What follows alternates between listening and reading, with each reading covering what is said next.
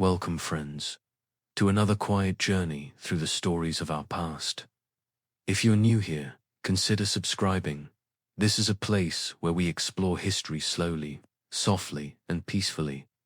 Tonight, we travel back thousands of years to the banks of the mighty Nile, where the heat of the desert fades into cool, still nights. Imagine yourself there, beneath a vast and timeless sky, as we uncover how something as simple as linen brought comfort and coolness to the people of ancient Egypt in a world long before modern conveniences.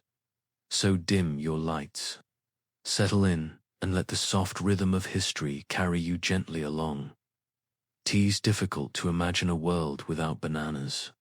The long yellow fruit appears in lunchboxes, breakfast smoothies, and supermarket aisles around the globe. But this everyday staple's silent in its ripening, unhurried in its spread holds within its smooth skin the quiet echoes of colonial expansion, agricultural conquest, and the transformation of ecosystems and economies. Let's begin at the very beginning, not in the modern tropics, nor on a commercial banana plantation, but deep in the lush, humid forests of Southeast Asia, where the banana's journey truly began. Bananas are not native to the Americas. They weren't even known in Europe for much of its early history. Instead, the banana's oldest roots trace back to Papua New Guinea and the surrounding Southeast Asian islands. As far back as 7,000 years ago, perhaps even earlier, agricultural communities began the slow and tedious work of domesticating wild banana varieties. These were not the sweet, seedless fruits you see today. Early bananas were full of hard seeds, with just enough edible flesh to make cultivation worthwhile. But people were patient. Over generations, they selected the most palatable varieties, ones with smaller seeds and more fruit, and slowly transformed the banana into a food source that could be counted on. This process wasn't fast. The transformation from wild Musa species into what would become Musa acuminata and Musa balbisiana, ancestors of the modern banana, was glacial, driven by survival, trade, and subtle shifts in taste. Bananas weren't just a food source. They became deeply embedded in early societies. The plant's enormous leaves served as natural umbrellas and wrapping materials. Its fibers were twisted into cords. In some regions, the plant's stems were even used for flotation devices. To the people of the Indonesian archipelago, the banana was more than fruit. It was a companion in their expansion across the Pacific by around 2000 BCE. The seafaring Austronesians had begun their remarkable voyage eastward across the vast Pacific Ocean. With them, they brought chickens, taro, sugarcane, and bananas. The banana became a botanical stowaway, rooting itself in the soil of far-flung islands from the Philippines to Fiji. This was the first quiet conquest of the banana, achieved not through war or trade, but by the logic of migration and the needs of life. Meanwhile, another banana journey was beginning, one that followed rivers and animal paths through the Indian subcontinent and into East Africa. This movement is shrouded in some mystery. Some historians believe traders and migrants brought banana plants across the Indian Ocean as early as 1000 BCE. Others place the introduction closer to the early centuries of the Common Era. Regardless of the timeline, the banana found new soil in the lush, volcanic highlands of Uganda and Rwanda.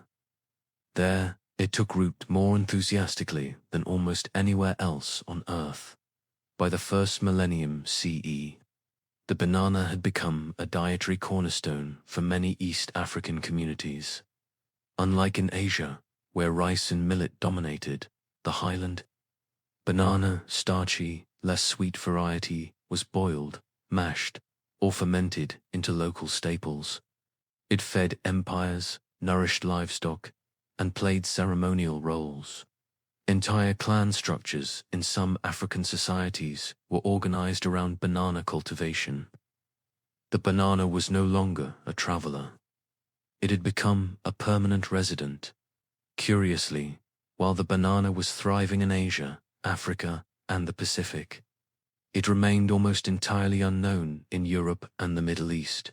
The ancient Greeks and Romans made no mention of it. It does not appear in the writings of Herodotus, Pliny the Elder, or Galen. It was, quite literally, off the map.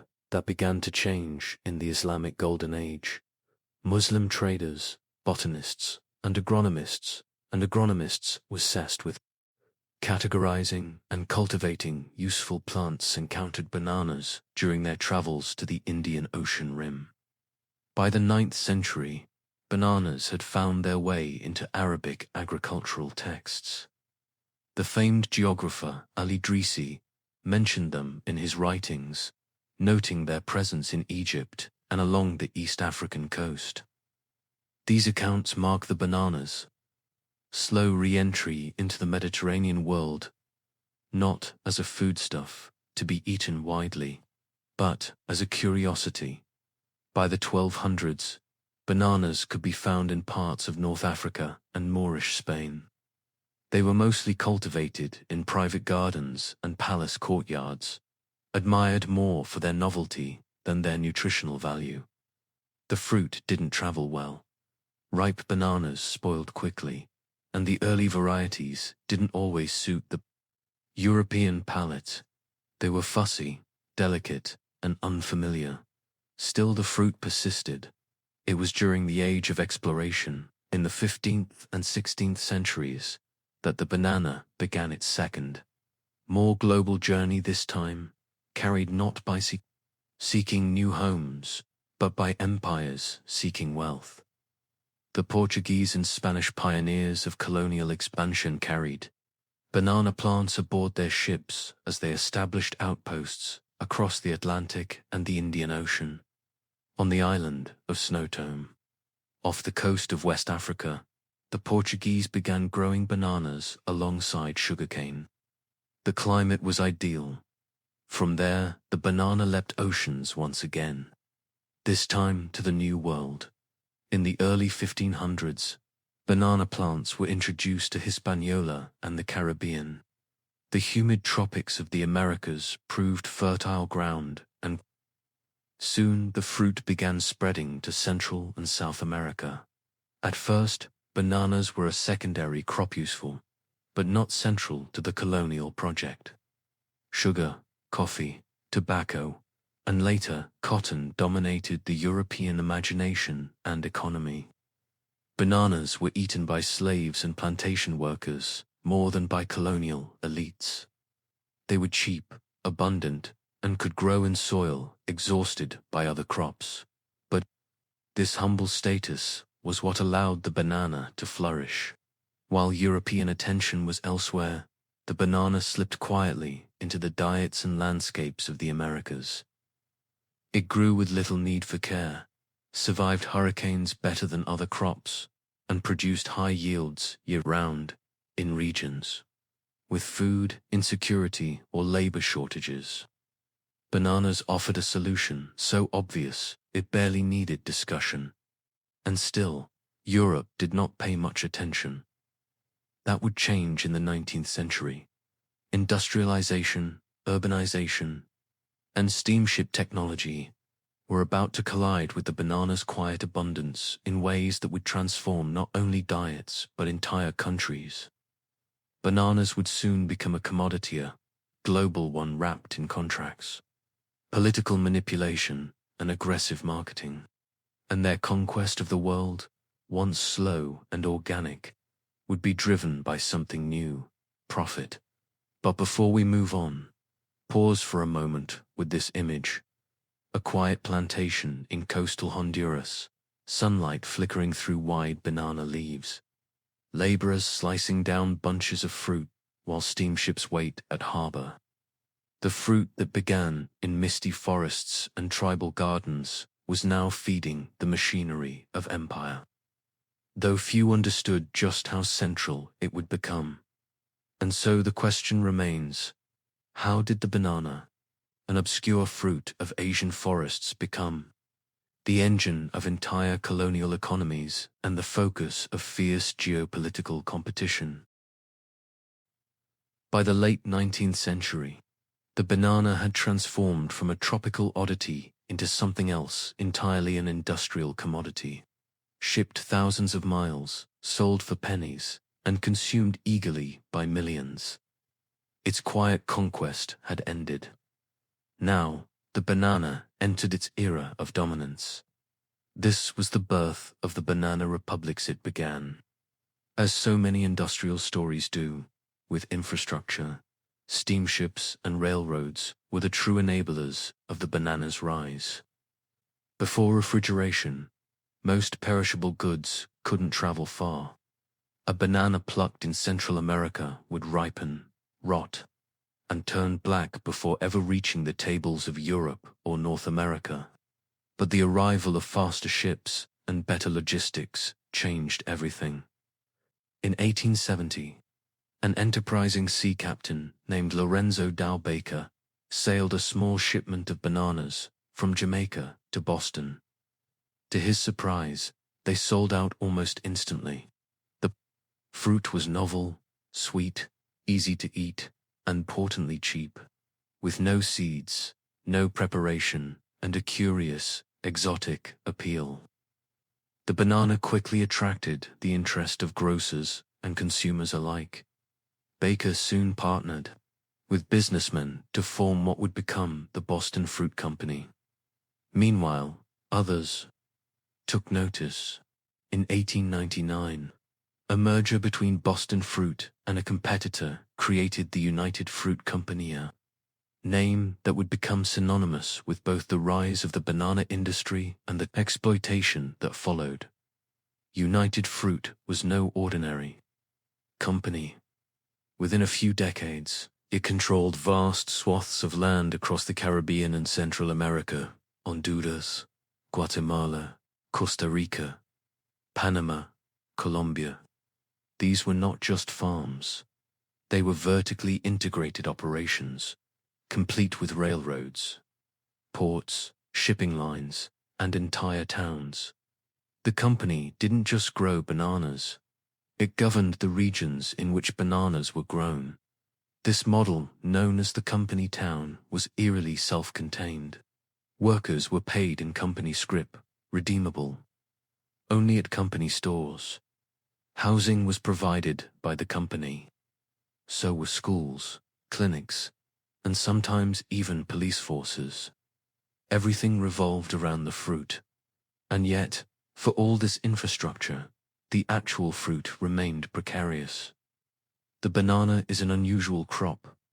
The modern commercial banana, the Cavendish, and before it, the Gros Michel's, a clone. That means each banana plant in a plantation is genetically identical to the others. This makes them vulnerable to disease. If one plant is infected, the entire plantation is at risk. In the early 20th century, the threat was Panama disease of fungal infection. That devastated Gros Michel crops across the tropics. The banana industry scrambled to survive. United Fruit began moving its operations constantly, abandoning infected lands, clearing new ones, and pushing deeper into rainforests and river valleys. It was a destructive pattern, but one the company accepted as necessary. Bananas were no longer simply a food. They were an empire. The term Banana Republic emerged around this time, coined by the American writer O. Henry in 1904 to describe fictional Anchuria, a thinly veiled stand-in for Honduras. The phrase caught on because it captured a real-world truth. In many of these countries, political stability, national sovereignty, and social structures were distorted by the needs of banana companies, particularly United Fruit. The governments of Honduras, Guatemala, and others were often weak, corrupt, or beholden to foreign capital. When local leaders resisted corporate influence, when they tried to pass labor laws, tax foreign companies, or limit land ownership, they were quickly replaced, sometimes by bribes, sometimes by foreign intervention. One of the most infamous examples came in Guatemala in the 1950s. President Jacobo Arbenz sought to redistribute land, including unused land held by United Fruit, to poor farmers. In response, United Fruit lobbied the US government, painting Arbenz as a communist threat. In 1954, a CIA apt coup ousted him. The banana empire had made its power known, and yet, for all the geopolitical maneuvering, the business of bananas remained rooted in routine ship schedules, irrigation systems, harvest cycles, and packaging lines. Workers woke early, cutting fruit with machetes, loading bunches onto overhead cable systems that transported them to packing stations. There, each banana was inspected, trimmed, and boxed. The fruit had to be harvested green, firm, and unripped so it could survive the voyage north. Once it reached the destination, port usually New Orleans, Galveston, or New York, kit was placed in special ripening rooms. These rooms used ethylene gas to trigger the banana's natural ripening process. A week later, the fruit would appear on store shelves, bright yellow and ready to eat. From the consumer's perspective, the banana was a miracle. It cost mere cents, offered instant energy, and tasted better than most preserved fruits available. In temperate climates, it became a staple in lunchboxes, diners, and hospital menus. In the 1920s and 30s, advertising campaigns in the US touted bananas as the ideal food, healthy, convenient, and exotic. Behind the scenes, however, the banana was becoming a monoculture, a fragile one. The gross Michelle, once dominant, began falling to Panama disease in plantation after plantation. By the 1950s, the crisis could no longer be ignored. Scientists and growers scrambled for an alternative, eventually settling on the Cavendish banana. It was smaller, less flavorful, and more delicate, but resistant to the disease, at least for a time.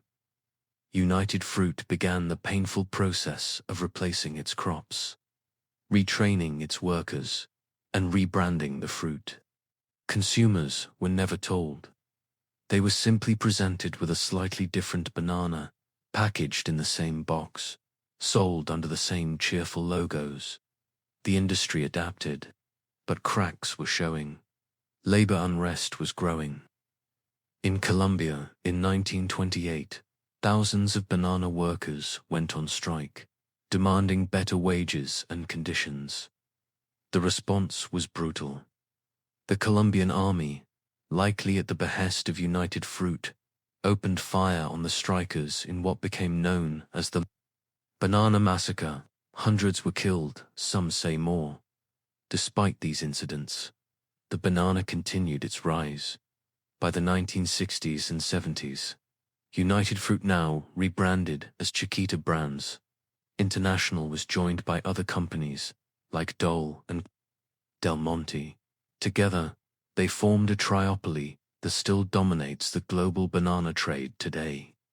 They built new plantations, adopted new technologies, and expanded into new markets. But the basic pattern remained: poor countries growing fruit for rich ones, under conditions shaped not by local needs but by distant corporations. In some places, the banana was practically the national economy. In others, it was the symbol of colonial hangover, a reminder that independence did not always bring autonomy. And the Cavendish, for all its resistance, was showing signs of weakness. A new strain of Panama disease, tropical race 4E. In Asia, in the late 20th century, it spread quietly, then quickly. Unlike earlier strains, it could infect Cavendish bananas. And like before, there was no cure. only abandonment. Today, scientists are once again racing to find a replacement. New hybrids, genetically modified variants, and rewilded cultivars are being tested. But for now, the banana you eat is a clone, vulnerable to collapse, surviving on borrowed time.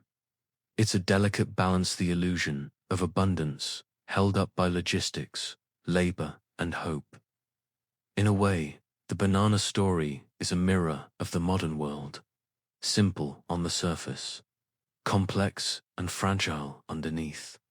And so we're left with another question. In a world where a single fruit can reshape borders, topple governments, and exploit entire nations, how long can we maintain the illusion that this is just about breakfast? By the time you pick up a banana from a grocery store today, its journey has spanned thousands of miles, multiple borders, and layers of geopolitical history. And yet, the fruit still costs less than a cup of coffee. This paradox that something so labor-intensive and logistically complex could be so cheap isn't the result of magic. It's the result of a long legacy of quiet exploitation, biological fragility, and global interdependence. To understand the modern banana, you must first understand the modern plantation. In the 21st century, the structure and rhythm of banana production remains much the same as it was in the heyday of United Fruit. Fields are cleared in the tropical lowlands of Ecuador, Colombia, the Philippines, and parts of Central Africa. The land must be flat, close to a port, and within a consistent climate band. There must be water, cheap labor, and very little regulation. The Cavendish banana, now the dominant global variety, demands uniformity. Its production process is methodical, almost industrial. Each plant is a clone, derived from a parent plant and propagated by transplanting suckers. These are not grown from seed. In fact, Cavendish bananas don't produce viable seeds at all. Every banana you've ever eaten, in essence, comes from the same genetic blueprint. This uniformity has benefits. It simplifies harvesting, packaging, and shipping, but it also creates enormous biological risk. The entire global Cavendish crop is susceptible to the same threats, and now those threats are multiplying. Tropical race for TR, for a soil-borne fungus that causes fusarium wilt, is the latest in a series of diseases haunting banana plantations. Originating in Southeast Asia, TR4 spreads slowly at first, devastating plantations in Taiwan and Indonesia. Then, quietly, it crossed into the Middle East, Africa, and most worryingly, Latin America. Unlike previous banana plagues, TR4 cannot be treated with chemicals. It persists in soil for decades, spreading through water, contaminated tools, even the soles of workers' boots. Once a field is infected, it must be abandoned. There is no cure, no containment, and no resistance, because all Cavendish bananas are genetically identical. Scientists and agriculturalists are now racing against time. Some are experimenting with genetically modified GM bananas, inserting resistance genes from wild species. Others are returning to banana biodiversity, exploring thousands of less-known cultivars grown in places like Papua New Guinea, India, and Uganda. These varieties are often unfit for export. They bruise easily, spoil quickly, or look unfamiliar. But they offer what the Cavendish cannot: genetic resilience. Meanwhile, the human side of banana production continues to raise troubling questions. Labor conditions in many banana-exporting countries remain poor. Pesticide use is widespread, necessary to protect crops from pests like the banana weevil and the black sigatoka fungus. Workers often, including children, face daily exposure to chemicals, long hours, and insecure contracts. Plantation life is hard, repetitive, and largely invisible to the outside world. And yet, the demand persists. In Europe and North America, the banana remains one of the most consumed fruits. It is still associated with wholesomeness, with breakfast, tables and smoothie bowls. Few consumers are aware that behind each bunch lies an economic system teetering on collapse, a crop held together by logistics and legacy, and a fragile biology that could be undone by a single invisible spore. Some attempts have been made to change this dynamic. Fair trade initiatives have grown over the last 2 decades, aiming to ensure better wages, working conditions, and environmental practices in banana production. Organic bananas, too, have made their way into markets, grown without synthetic pesticides or fertilizers. But these alternatives make up only a small portion of the global banana trade. Multinational corporations still dominate.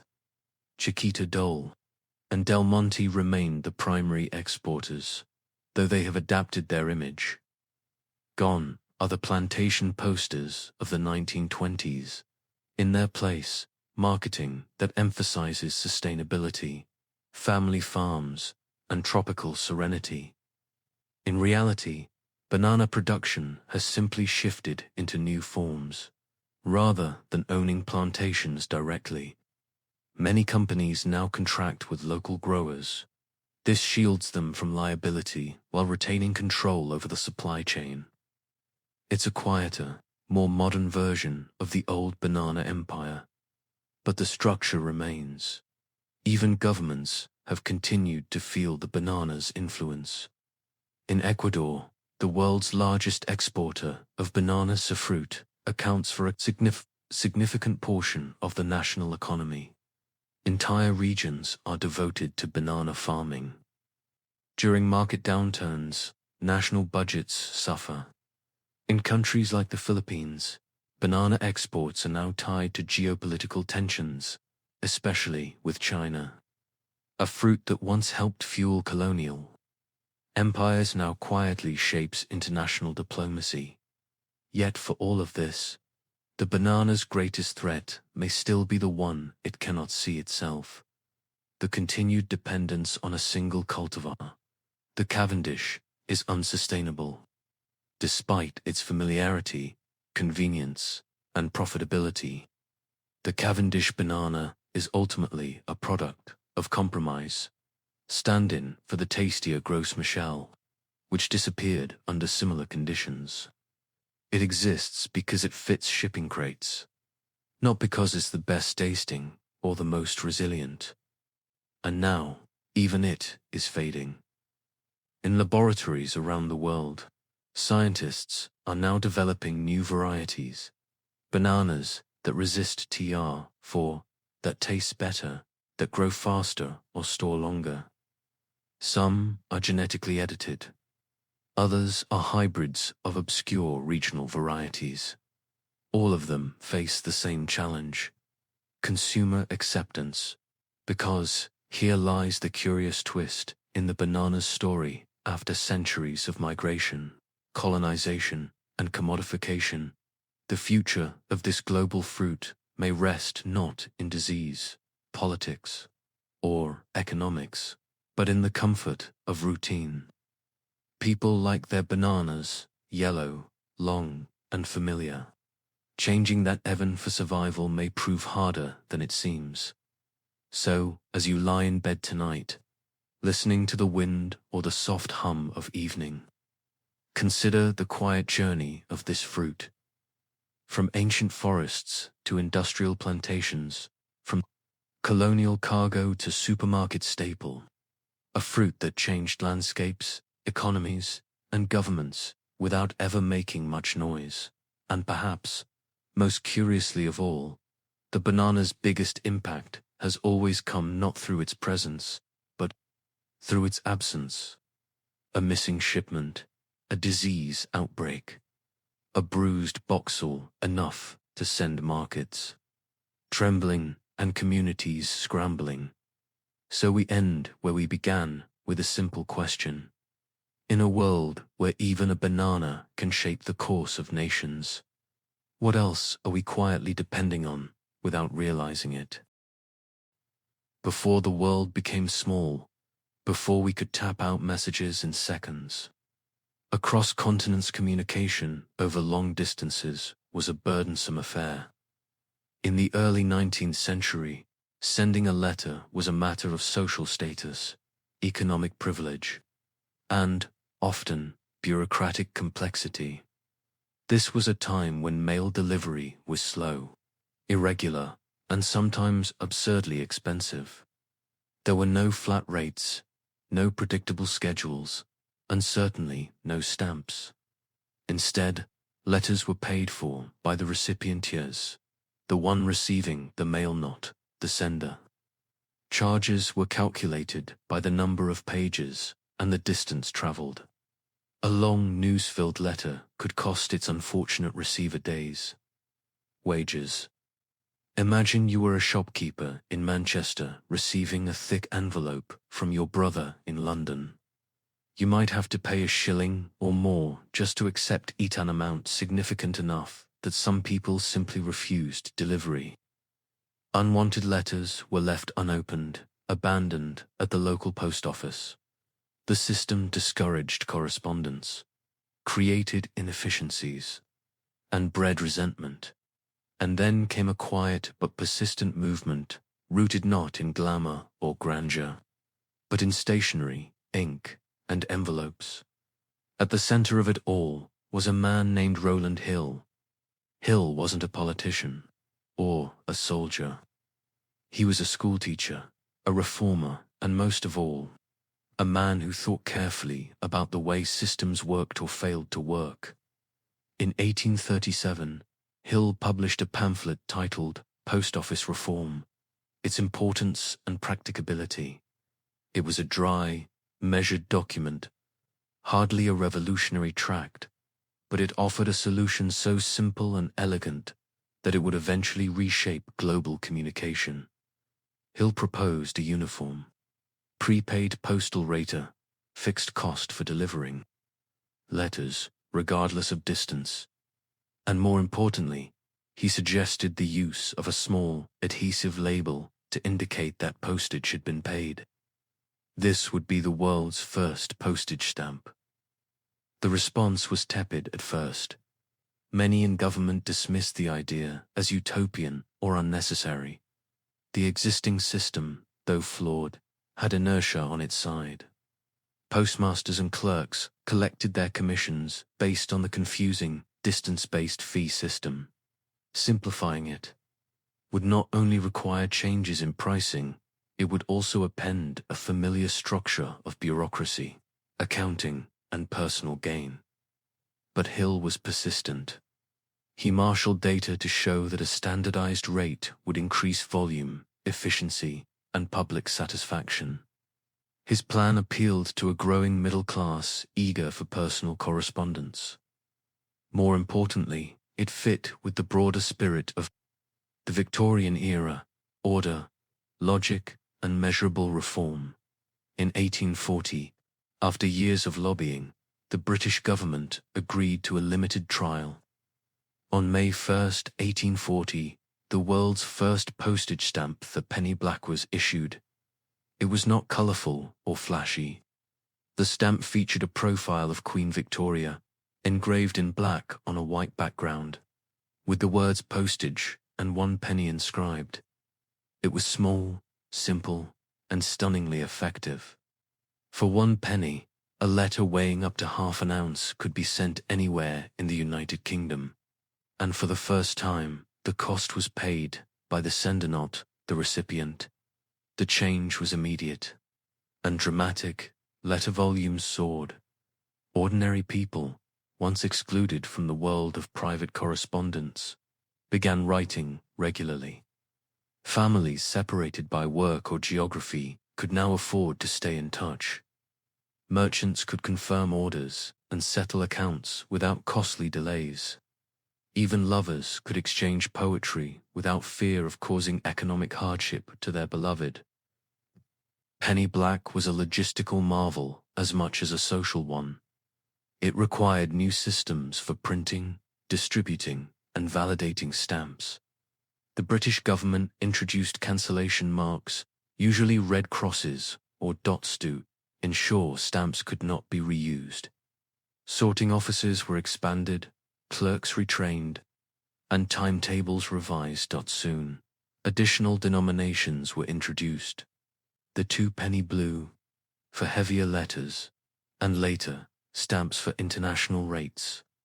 But the idea, the small adhesive label that traveled the world, was here to stay. The reform also changed the physical shape of the letter itself. Before stamps, letters were often single sheets of paper, folded and sealed without an envelope, to avoid the cost of additional pages. But with uniform rates, envelopes became common. Letter writing etiquette evolved. So did stationery design, ink quality, and handwriting instruction. Hill's systems spread rapidly. By the 1850s, countries across Europe adopted similar models. France, Germany, Austria, and the United States introduced stamps and simplified rates. Soon, even far-flung colonies and small principalities had their own postage systems. And yet, for all its sweeping impact, the stamp remained a humble artifact. A piece of paper, usually no larger than an inch square, carefully affixed to the corner of an envelope.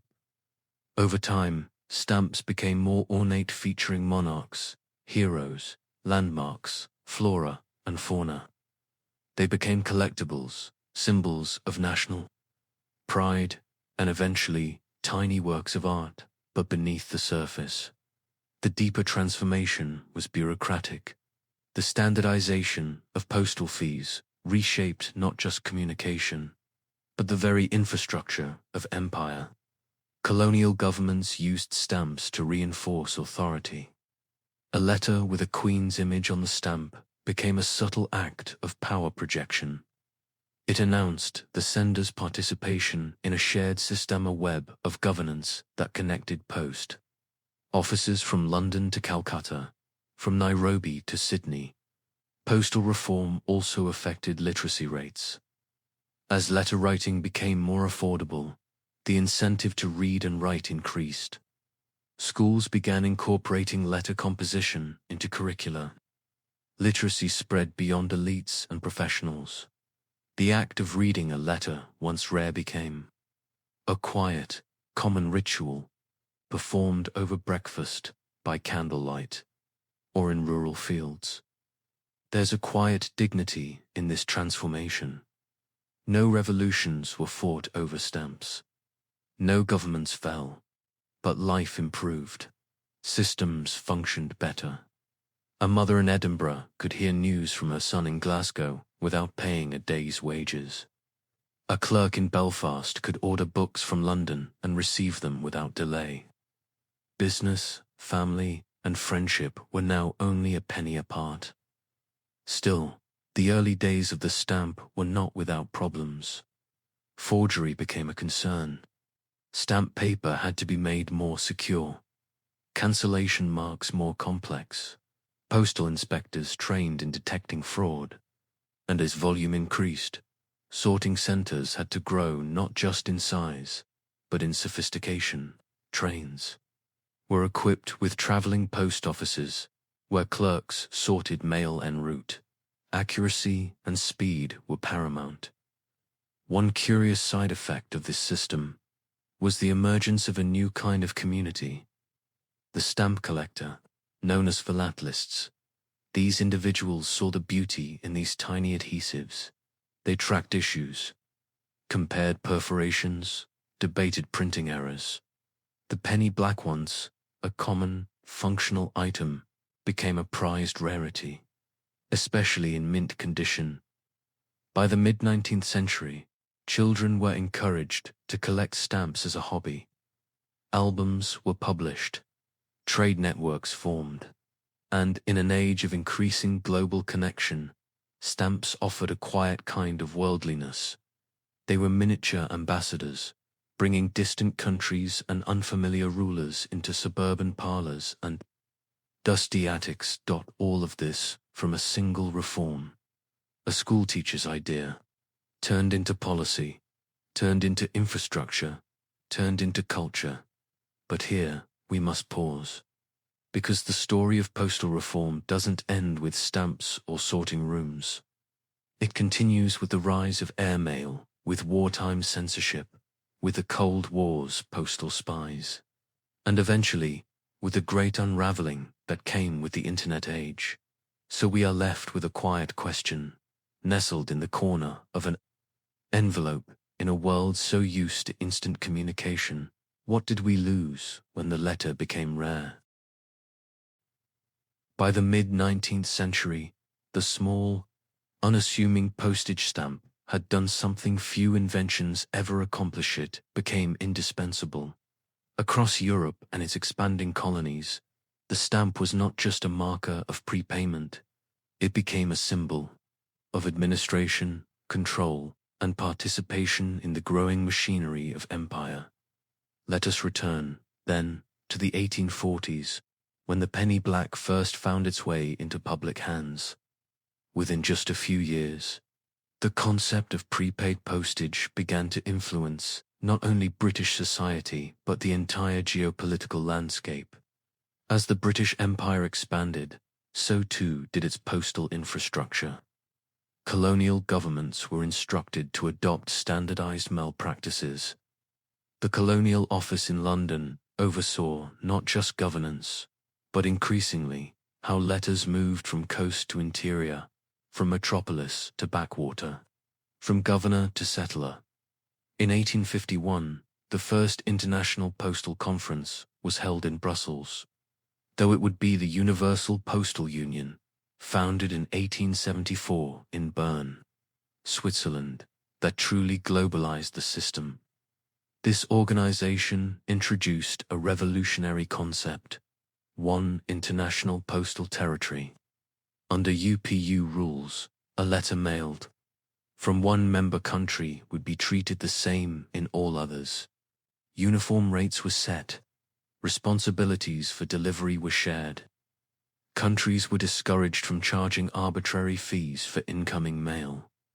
This meant that a farmer in New Zealand could send a letter to a relative in Canada with the same ease and the same assumptions of delivery as someone mailing within London. The implications were vast. As colonial borders shifted and new territories were absorbed or granted autonomy, one of the most consistent expressions of sovereignty was the issuance of national stamps. In this way, the postage stamp became a subtle but powerful political tool. Many early colonial stamps prominently featured Queen Victoria's, sometimes surrounded by heraldic symbols or local emblems. These stamps traveled across deserts and jungles, across oceans and railroads, carrying not just correspondence but a message. This land and the systems upon it belonged to the empire. But over time, some colonies began to incorporate their own imagery, tropical birds, local rulers, indigenous symbols. These were small acts of visual independence within an otherwise rigid imperial framework. For example, the Cape of Good Hope's triangular stamps, a rarity among otherwise rectangular issues, hinted at a distinct postal identity. In Mauritius, the now legendary post office stamps of 1847, printed in error with those words rather than post-paid, became symbols of early colonial innovation and later, some of the most coveted artifacts in the stamp collecting world. Stamps, then, were more than glue and ink. They became tools of soft power used to project authority, foster legitimacy, and reinforce hierarchies. They also played an important role in war. During the Crimean War, The British military postal system was expanded to allow soldiers to send letters home cheaply and reliably. The principle continued into later conflicts. During the Boer War, British troops used field post offices to send dispatches across a hostile South African landscape. In World War I, the Royal Mail adapted railway carriages and even mobile tents into sorting offices. Military mail marked with special stamps or overprints carried home not just news, but morale. Letters from the front were treasured. They were read aloud at dinner tables, passed between neighbors, folded and unfolded until the creases split. In many homes, they were kept in drawers long after their senders had disappeared. Postal censorship also evolved rapidly during wartime. Governments, fearful of espionage and sedition, began opening, reading, and sometimes withholding letters. Even postage stamps were examined for coded messages. The postal system, once a tool of intimacy, became a site of surveillance. Still, the need for communication outpaced these concerns. Across colonial administrations and battlefields alike, the post was essential. It kept families connected. It allowed bureaucracies to function. And in more ways than one, it made the invisible connections of empire feel tangible. One of the more curious outcomes of global postage standardization was the emergence of postal diplomacy. In the late 19th and early 20th centuries, countries began issuing commemorative stamps, limited-run issues celebrating anniversaries, events, or political ideals. These stamps, often colorful and ornate, were collected eagerly. They became soft introductions to a nation's story. For instance, when the United States issued a commemorative stamp series for the 1893 World's Columbian Exposition, it was a clear act of national storytelling. The series featured 10 intricate stamps highlighting Christopher Columbus's voyages. Not only did it honor the 400th anniversary of the so-called discovery of the New World, but it also framed the American nation as the inheritor of a grand historical arc. Millions of these stamps were printed. They appeared on letters, albums, and schoolroom walls. Similar practices spread worldwide. Nations saw postage stamps as opportunities to shape perception. They were quiet propaganda widely circulated, inexpensive, and often unnoticed in their ideological messaging. Back in Britain, Rowland Hill's legacy endured long after his death in 1879. He was knighted in 1860. His reform now recognized as a cornerstone of modern administration. Under his influence, postal reforms expanded further. Rural delivery routes were established, pillar boxes installed across cities, and evening mail pickups became common. But with all this growth, problems too multiplied by the late 19th century. Fraudulent reproduction of stamps had become a serious issue. Sophisticated forgeries, some even produced by organized crime, rings flooded the market.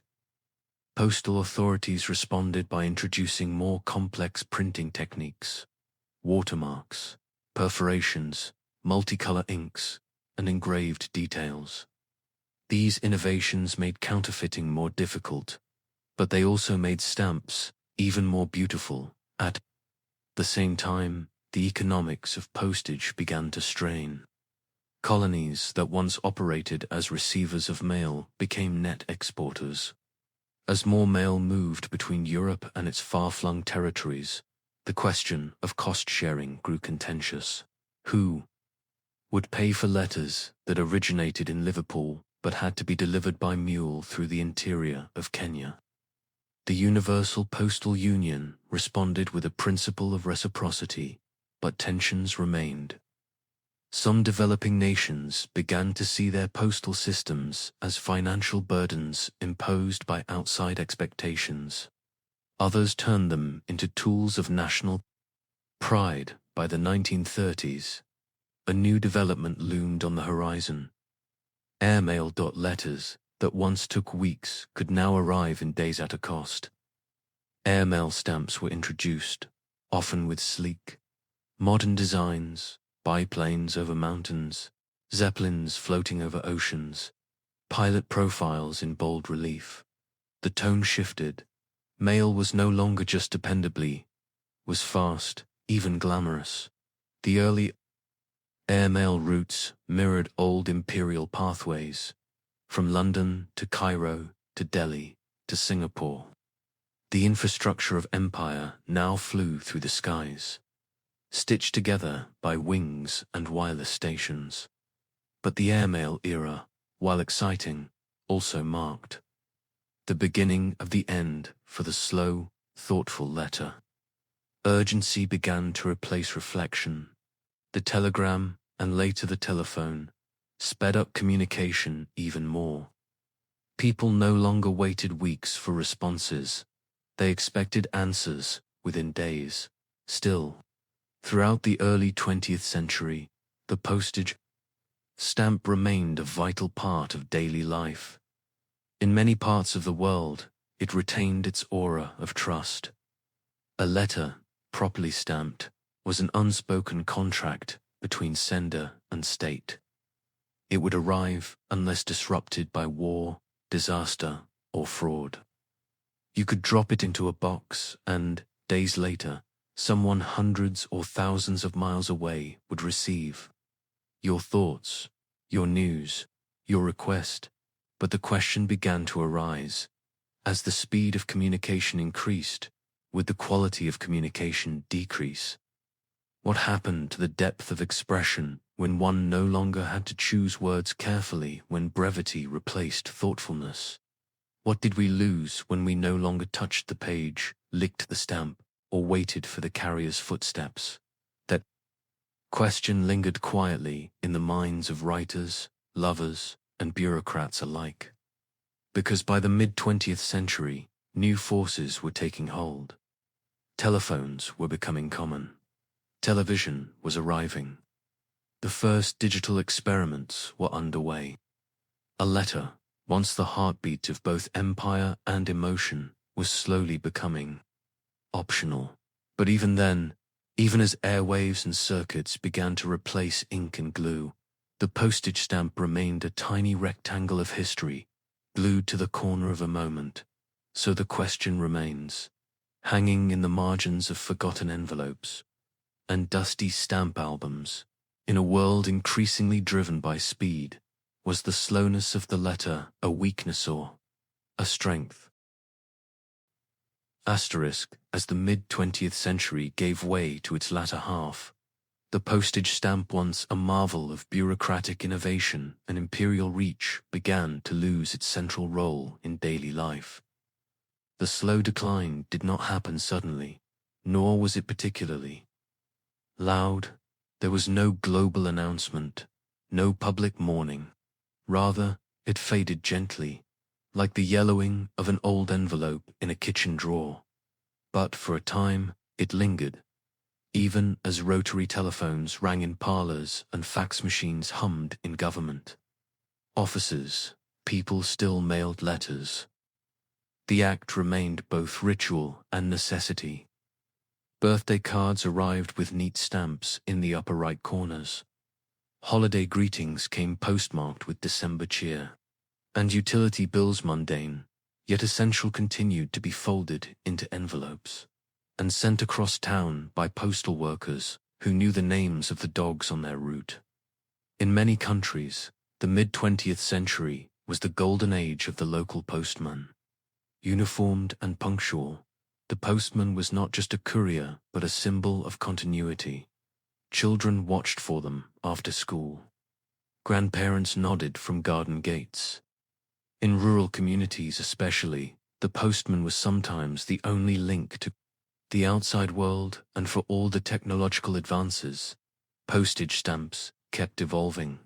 Nations began issuing thematic stamps, featuring flora and fauna, inventors, local festivals, historical anniversaries, and sports figures. These stamps served less of a logistical function and more of a cultural one. They celebrated a nation's story in miniature form. Countries like Japan issued elegant, seasonally appropriate stamps. Finland celebrated its saunas and forests. India commemorated independence leaders, artisans, and classical music. Ghana, newly independent in the 1950s, used stamps to showcase its transition from colony to sovereign state. The Soviet Union issued boldly designed stamps praising industry, space exploration, and the workers' paradise. Stamp design became a way for countries, especially newer ones, to shape their image in the global consciousness. The stamp was still, after all, a piece of national branding. Meanwhile, philately, the hobby of collecting stamps, reached unprecedented popularity.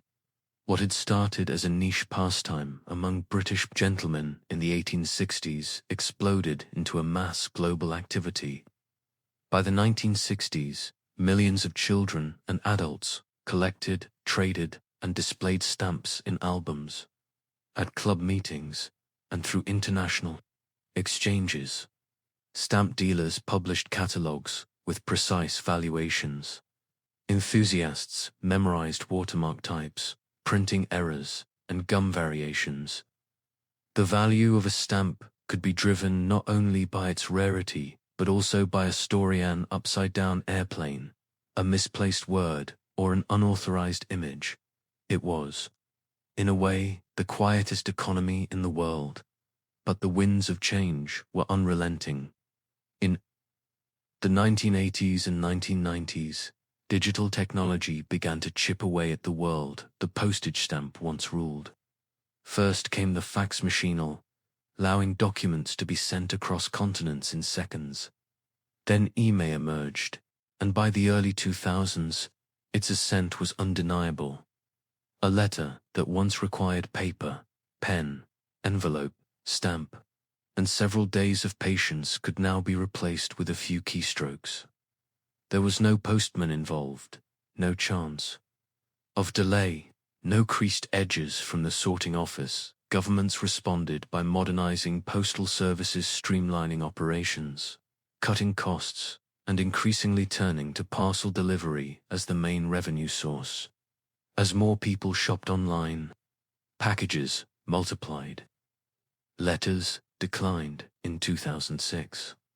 The Royal Mail announced that for the first time in its history, revenue from parcels exceeded that of traditional letters. It was a quiet milestone, a logistical success, but also a symbolic end to the era when words traveled with ink and glue. In the face of these changes, some postal authorities tried to adapt. Self-adhesive stamps replaced leucanstic varieties. Machines printed digital barcodes in place of stamps. Some countries introduced custom stamps, where you could print your own photo onto official postage. Others experimented with QR codes, microchips, and even augmented reality. The stamp was still present but less central, more accessory than necessity. And for collectors, things grew complicated.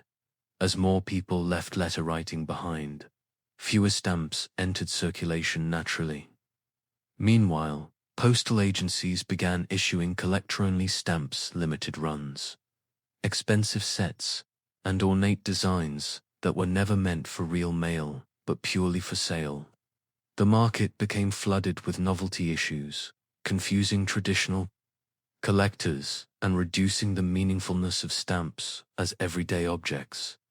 Even philately itself began to slow. The median age of collectors rose. Stamp clubs closed. Kids turned to smartphones instead of stamp albums. And yet, despite all this, the postage stamp has never fully disappeared. Today, in many countries, stamps are still sold, still affixed, still recognized as valid. They are used for wedding, invitations, condolence cards, or nostalgic Christmas greetings. They are there, quietly, in drawers and kitchen bowls, next to pens and old coins, and in some corners of the world, they continue to carry weight. North Korea, for instance, issues stamps with overt propaganda, messages glorifying its leaders, and military achievements. Bhutan, once famous for its phonograph record stamps' actual playable vinyl postage, continues to use creative designs to entice collectors. Vatican City maintains a prestigious stamp program that blends religion, art, and diplomacy. And in rare cases, the stamp becomes a tool of defiance. In occupied territories or breakaway states places, unrecognized by most of the world, stamps is an act of sovereignty. The small territory of Transnistria, for example, prints its own stamps despite being largely unrecognized. So too does Somaliland and others in geopolitical limbo, even when not valid for international mail. These stamps declare, we exist. And perhaps that is the most enduring lesson of the postage stamp. For over 180 years, it has served not just as a piece of administrative convenience, but as a quiet expression of connection. A link between people, nations, and moments in time. A stamp is proof that someone sat down, wrote a few lines, folded the page, and believed that message was worth delivering. It represents trust in a system, faith in another person, patience in a world now driven by instant communication. These qualities can feel antiquated, but that does not mean they are gone today. When you receive a letter with a stamp, whether commemorative or standard, you are touching a practice rooted in centuries of bureaucratic experiment, empire building, wartime logistics, cultural, storytelling, and personal expression. You are holding a moment of stillness in your hand. Perhaps, then, the postage stamp has not disappeared, but merely retreated. It waits, patiently, in the background, not demanding attention, but always willing to serve. And maybe that's the final question it leaves us with, in an age obsessed with speed. What else might we have overlooked? Quiet, small things that once held the world together, one envelope at a time. Asterisk, you might imagine that the transformation of a major city like Paris came with the boom of cannons, the chants of revolutionaries, or the flair of grand architects. And while those moments did arrive in time, what came before them was far quieter. Quiet, in fact, that it happened in ledgers, ink-stained notebooks, and dusty cabinets of parchment stored behind locked doors in the halls of the royal administration. By the mid-18th century, Paris was a city growing under the strain of itself. The Seine ran through it, splitting neighborhoods that had evolved with little sense of coordination. Streets twisted like ivy vines, many too narrow for carts. Waste collected in gutters or was dumped straight from windows. The smell was not merely unpleasant, it was political. In summer, the stink seeped into salons and parlors, offending the noses of the elite. And all this chaos so very ordinary posed a threat not only to health, but to authority. But there were men who noticed, not revolutionaries, not poets, not even merchants, but bureaucrats, those dull, determined souls in powdered wigs who understood that knowledge was power and that power was best exerted through careful measurement. It began with a concept known as administrative geometry, a kind of slow-motion reordering of the world. Long before Haussmann's wide boulevards, before the revolution and the barricades, there were inspectors of streets, controllers of buildings, and clerks of the king's cabinet who walked the neighborhoods with quills and measuring cords. They marked walls, counted doors, recorded the depth of cellars and the width of alleys. Their goal, to know the city, Because how could a king rule a city he couldn't even measure? At the heart of this effort was the Bureau of the City of Parisan, a unglamorous administrative office whose job it was to maintain records of urban property, public order, and civic maintenance. It wasn't revolutionary, it was tedious. And yet, over the course of decades, these men compiled one of the most ambitious datasets of the pre-modern world, a precise building-by-building inventory of a major metropolis. They did not rely on memory, they trusted numbers. Each building was assigned a lot number, and each lot was described with details like the number of windows, the materials of the walls, the professions of the residents, the presence of stables or shops. It was part surveillance, part sanitation, part taxation, and entirely about control. To support this, the city also commissioned a groundbreaking project, the creation of a detailed, scalable map of the entire urban landscape. Enter Edme Wernicke, an architect and surveyor tasked in the 1780s with this colossal endeavor. He and his team spent years walking every district, triangulating positions, using primitive theodolites, chalking lines along buildings, and plotting cross-sections onto vast sheets of paper. The final product, the Wernicke map of Paris, was published in 1791, just as the revolution began to shake the very foundations it was meant to document. But its creation was a triumph of precision. With it, for the first time, Paris could be seen as a whole, not just imagined from memory or guessed at through stories. The city was now an object of data. Meanwhile, inside city offices, clerks sorted growing piles of paperwork, permits, complaints, records of structural faults, petitions for repairs. A cracked staircase might be noted in one office and referenced. In another, months later, property lines were drawn and redrawn. Whole neighborhoods were inventoried by height, material, and age. These were not glamorous duties, but they mattered, because Paris, despite its grandeur, had long been a city of contradictions. Beneath palaces and churches sprawled dense, poorly maintained tenements. Streets lacked names or had several. Lighting was erratic. Drainage systems, if they existed, were piecemeal. These conditions bred disease and resentment, but also indifference. Everyone knew the city was hard to manage. What changed in the 18th century was the mindset French officials, under ministers like Jacques Necker and Charles Alexandre de Coligny, braced Enlightenment ideals, not only in science and philosophy but in urban planning. If the natural world could be measured and classified, why not a city? Hence the rise of urban rationalism, the belief that the city could be governed better if it was understood better.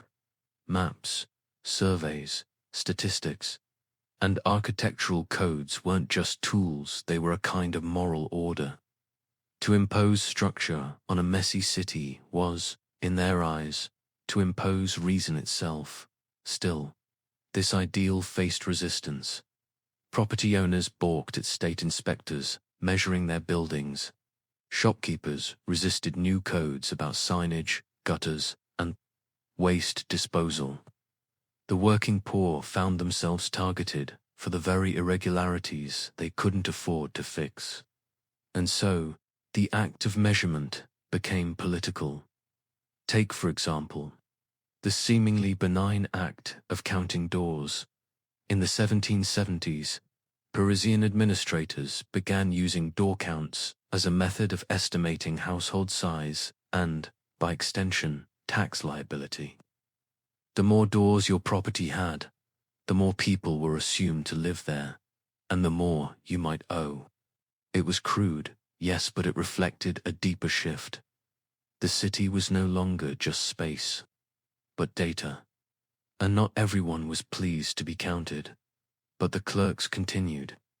With quiet conviction, they mapped entire districts like the Marais and the Faubourg Saint-Germain, recording not just physical dimensions, but occupational patterns, zoning conflicts, and sanitation complaints. One remarkable aspect of this movement was how it blurred the line between paperwork and politics. When you regulate the width of a street, you define how people move. When you standardize building codes, you decide who can build. When you count a neighborhood's waste output, you signal who must clean it and who pays. And all of this took place years before the Revolution. Indeed, some historians now argue that the French Revolution did not begin with the storming of the Bastille in 1789, but in the files of the Parisian administration decades earlier. That before blood, there was paper. Imagine a clerk in 1775, hunched over a desk lit by candlelight, copying building measurements into a ledger, unaware that in just a few years the king who funded his work would be dead and the city he measured would be in flames. And yet, because of his efforts, Paris would still be there, known, mapped, and ready to be rebuilt. So as you drift into sleep, consider this. Revolutions may be remembered for their chaos, but they are prepared for unwittingly by those who simply take notes. By the 1780s, Paris was not just being measured, it was being administered down to its bones. Behind every paving stone, chimney, and doorway lay a trail of documentation filed in triplicate. Each addition to a building, each market stall in a crowded alley, each noisy workshop in a residential courtyard, all of them now required a permit. This was not efficiency for its own sake. It was part of a quiet transformation, the rise of what we now recognize as urban governance. And at its heart was a tool more mundane than even the map, the form. The Parisian state of the late 18th century ran on forms and applications. Before you could build a new wall, modify a staircase, or repair a crumbling facade, you were expected to submit a petition to the Bureau of Buildings. This document needed to include detailed drawings, proof of ownership, testimonies from neighbors, and sometimes even a model made from wood or wax to show exactly how the modification would affect the street. Most of these proposals were approved, but not all. Some were returned with margins filled in by clerks, pointing out violations of building codes that had grown increasingly elaborate. By 1783, Paris had a sprawling, evolving system of construction regulations. Roof angles were limited, drainage had to be planned, windows could not jut too far. The space between buildings, known as the line of build, was precisely calculated based on fire safety, street width, and even the angle of sunlight. This meticulous oversight wasn't only about beauty or order, it was about control. And that control was increasingly being exercised through the built environment. Enter the Lieutenant General of Police, the top administrative officer of the city, who, contrary to modern assumptions, did far more than enforce criminal law. In 18th century Paris, the police regulated markets, cleanliness, construction, labor practices, and even the publication of books. They were not only law enforcers, but managers of the city's physical and moral infrastructure. They used their growing authority to shape the daily lives of Parisians, not just through arrests or decrees, but through approvals, denials, and reports. Want to open a bakery? Submit a petition. Planning to install a latrine that drains into the street? Expect an inspector. Complaining about your neighbor's overflowing roof, gutter? Write a letter and attach a drawing. This paper bureaucracy touched every class, from wealthy landowners to poor tenants. In some neighborhoods, Inspectors made regular rounds, not to catch criminals, but to measure door heights or verify that a certain window had been legally placed. The police maintained files on buildings, not just people. They recorded cracks in walls, unsafe chimneys, and unlicensed vendors. By the 1780s, the police had also begun to map crime, documenting which streets were most prone to theft, which alleyways harbored unlicensed taverns, and which neighborhoods produced the most public complaints. These records informed not only policing decisions, but urban planning proposals.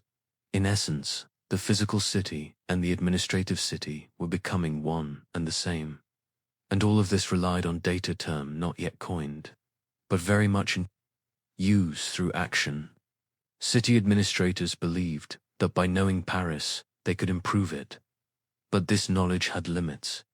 For example, efforts to track residents' professions were often frustrated by shifting definitions. Was a man who sewed buttons a tailor or a button maker? Was a seller of bread technically a baker or a merchant? These distinctions mattered because trade licenses, guild permissions, and tax categories all depended on such labels. And here we encounter a fascinating problem when the state tries to simplify reality to fit administrative categories. Reality doesn't always cooperate. One of the most persistent frustrations among Parisian clerks was naming. Streets had multiple names.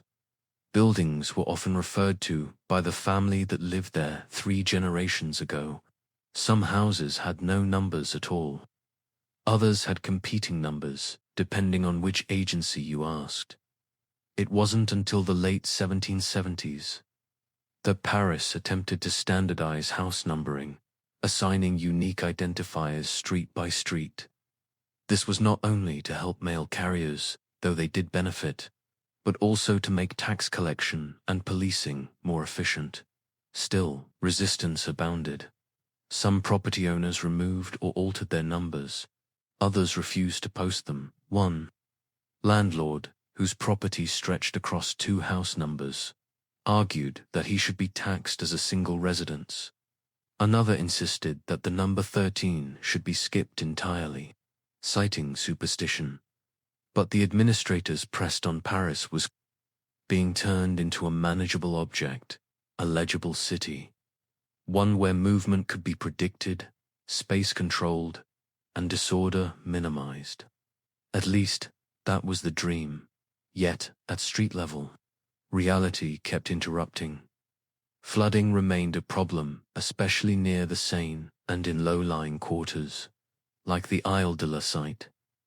Despite careful measurements and mapping, the city's drainage systems were still inconsistent. Basements flooded, muck rose in alleys.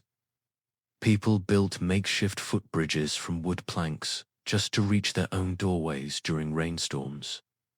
Meanwhile, public lighting, first introduced on a wide scale in the late 17th century, still relied on oil lamps hung from iron brackets. These were managed not by the police, but by contracted workers who trimmed wicks, refilled oil, and replaced broken glass. The lamplighters of Paris were paid by the post, and they too were monitored by inspectors. If a street remained dark, it was often due to a missed refill or a broken bracket that required a new permit to repair. And so, the system fed itself. The solution to disorder was more forms, more rules, more ledgers.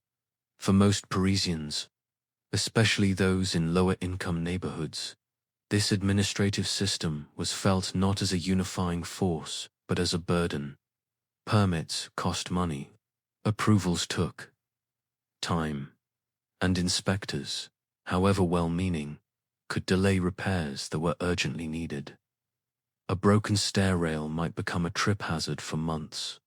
While awaiting official clearance, a market vendor might be fined for selling apples outside the boundary lines, marked on a municipal map drawn 10 years earlier.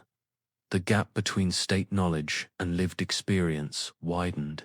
And in that gap, frustration grew. It is here, in this slow accumulation of paperwork, that we begin to see the faint outline of revolutionary tension.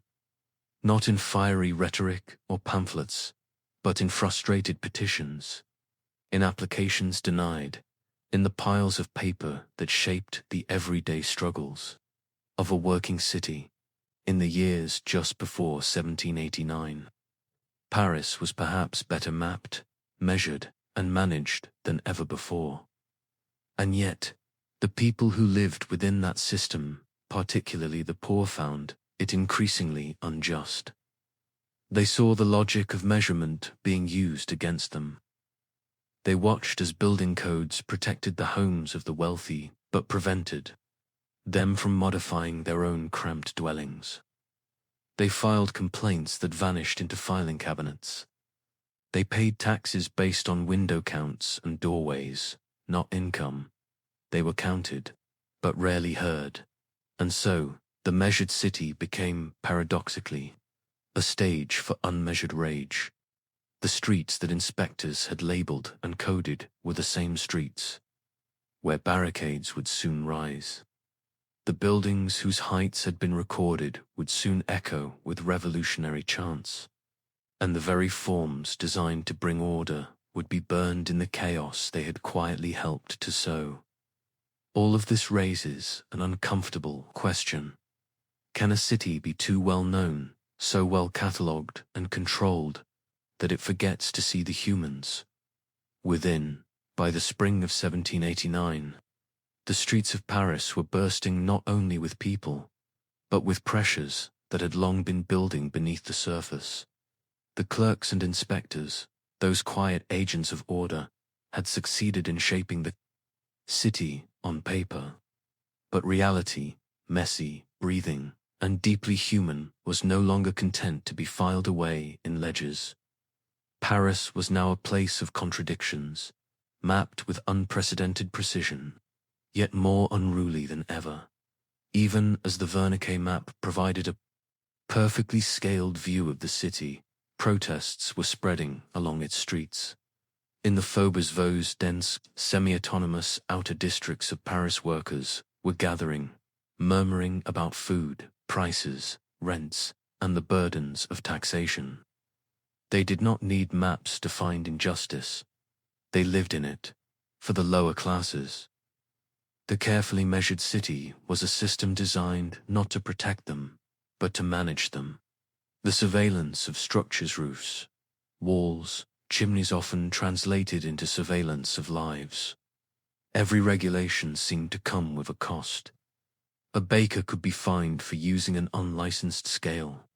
A seamstress could be evicted for failing to produce a guild license.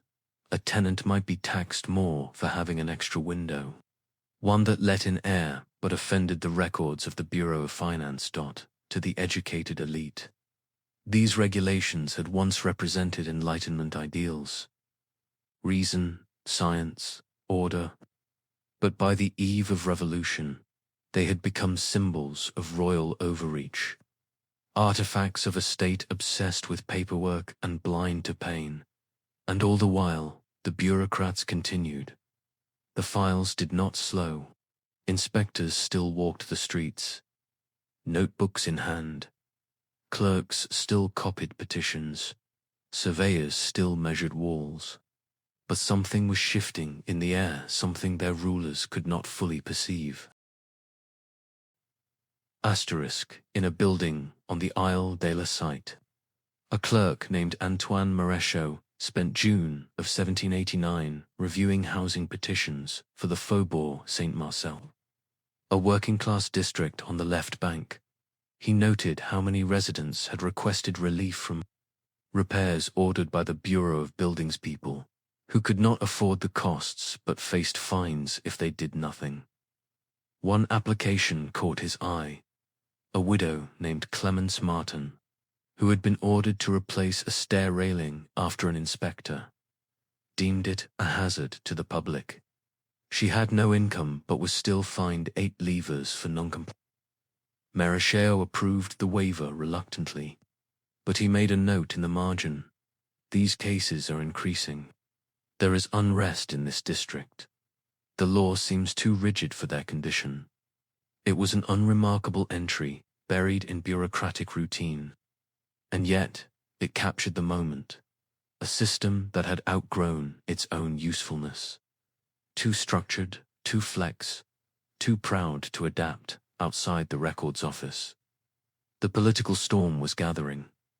That same summer, rumors of bread shortages spread through the city. Grain prices had been unstable for years, and now, with the state nearing bankruptcy, subsidies and price controls were faltering. Hungry crowds gathered outside bakeries.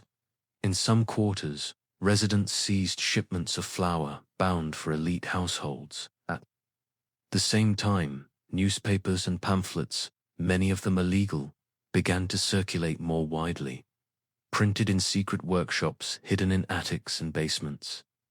These publications, often written by former lawyers, teachers, or bureaucrats themselves, criticized not only the monarchy, but the entire administrative order that had grown beneath it.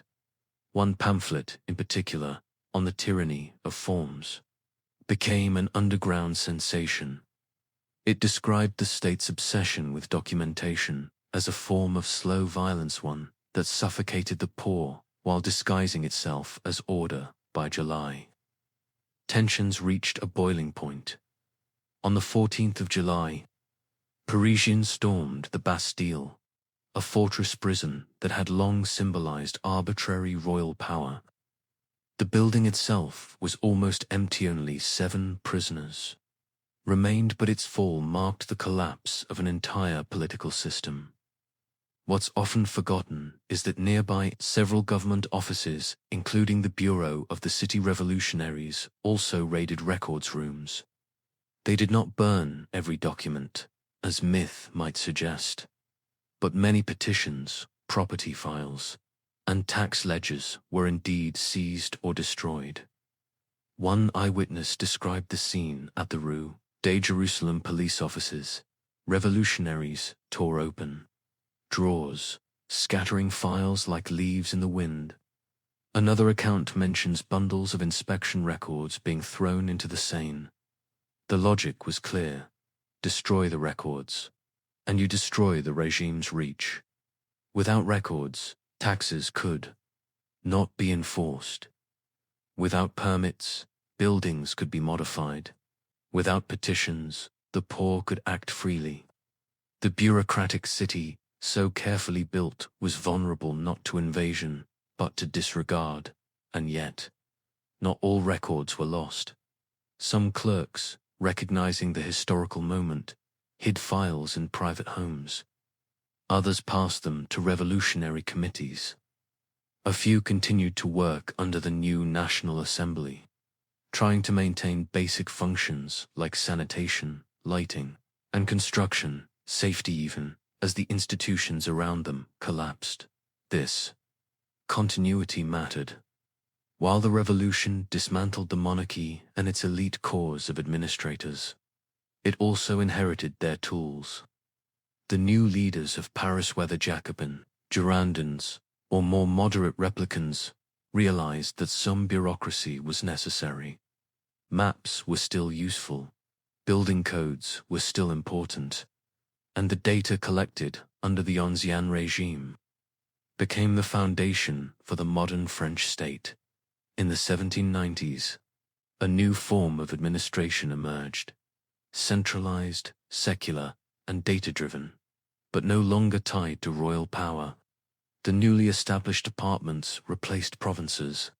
Citizen registries took the place of tax ledgers, and the revolutionary government expanded efforts to standardize weights, measures, and legal definitions across France. It was no coincidence that one of the revolution's signature achievements, the metric system, was born from this impulse to rationalize, to measure, to control. The same ideals that had shaped the administrative city under the monarchy were now repurposed for the Republic. So, in a strange way, the very forces that had helped trigger the revolution surveys, inspections. Permits and petitions also helped the new government survive, and Paris. It remained a living city. Though scarred by violence, the city retained its shape. The buildings measured by Wernicke still stood. The street grids, devised by pre-revolutionary planners, continued to guide traffic. The maps that had once served kings now served the people, or at least those who claimed to speak for them. As for the clerks, many disappeared. Some were arrested, others fled, but a few adapted. In quiet offices in the years following the revolution, new generations of record keepers emerged trained, not by royal decree, but by revolutionary mandate. They still carried ledgers. They still drew maps. But now they wrote citizen, where once they wrote subject. So what does it all mean? Perhaps that revolutions do not erase the past. They inherit it. The Paris that rose in 1790 was not a clean break, but a remix of old systems. The bureaucratic city had not been destroyed, had merely changed hands. And in that transformation, it revealed something timeless, that cities, no matter how chaotic, are always shaped by the quiet labor of those who observe, record, and define. So as you drift, now, toward sleep. Picture Paris not as a place of glamour or grandeur, but as a city made of forms, maps, and measuring cords. A city where the dullest tasks recording a stairway's width, counting doors, filing complaints turned out to be the first pages in the story of revolution. And consider this: what other cities, measured so thoroughly, might be quietly waiting for their own turning point? That concludes Story 3, the city that measured everything, how bureaucrats built Paris, before the revolution. You're probably not thinking about a ledger right now, or a dusty shelf of invoices, or a crate of parchment with copperplate handwriting, faded by time and sun. But those are the real bones of empire. Not ships, not swords, not even flags. Empires were made, sustained, and extended by something quieter. Paperwork. Before nations sent soldiers, they sent surveyors. Before governments ruled land, they filed land titles. And before they raised armies, they filled forms. This story isn't about grand declarations or famous generals. It's about the way paper built the world. It begins not with the printing press, but with the account book. In the late Middle Ages, as Europe emerged from centuries of feudal chaos, a new kind of record-keeping began to shape the future. Italian city-states like Venice and Florence pioneered double-entry bookkeeping, a system that could track debts and credits across complex trade networks. This wasn't just a financial trick, it was a bureaucratic revolution.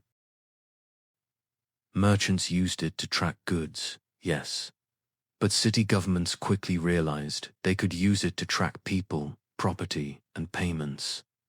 Ledgers began to spill over into civic life tallying grain, listing births, assessing taxes by the 1500s.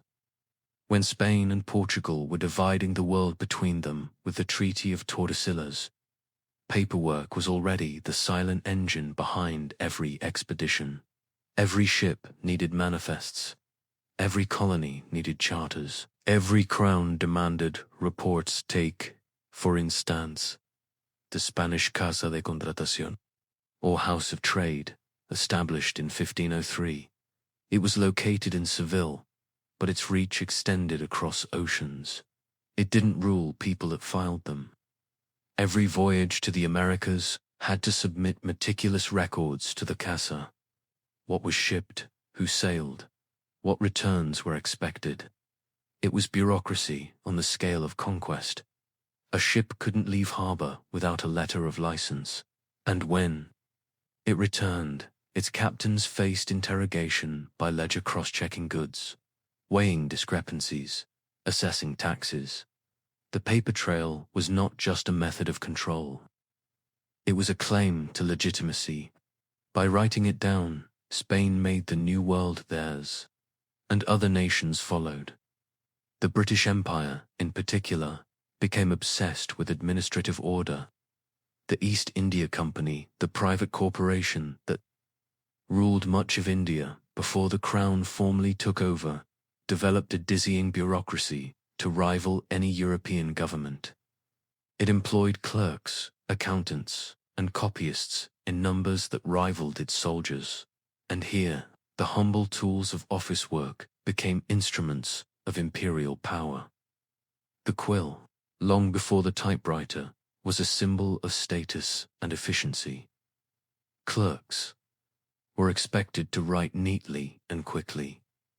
Many practiced cursive drills on scrap parchment.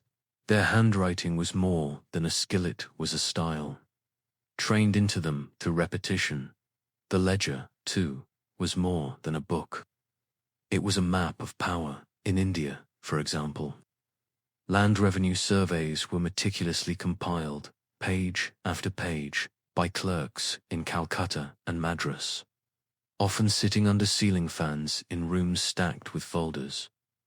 These weren't theoretical documents. They dictated who paid how much, and therefore, who could survive. British administrators developed elaborate systems for coding information. Columns were marked not just with names and numbers, but with annotations color-coded, sometimes even stamped with wax seals or colored strings to denote urgency. The ribbon system in some colonial offices used red, blue, and green silk cords to sort incoming reports. Bureaucracy, in effect, had a texture, and then came the rubber stamp.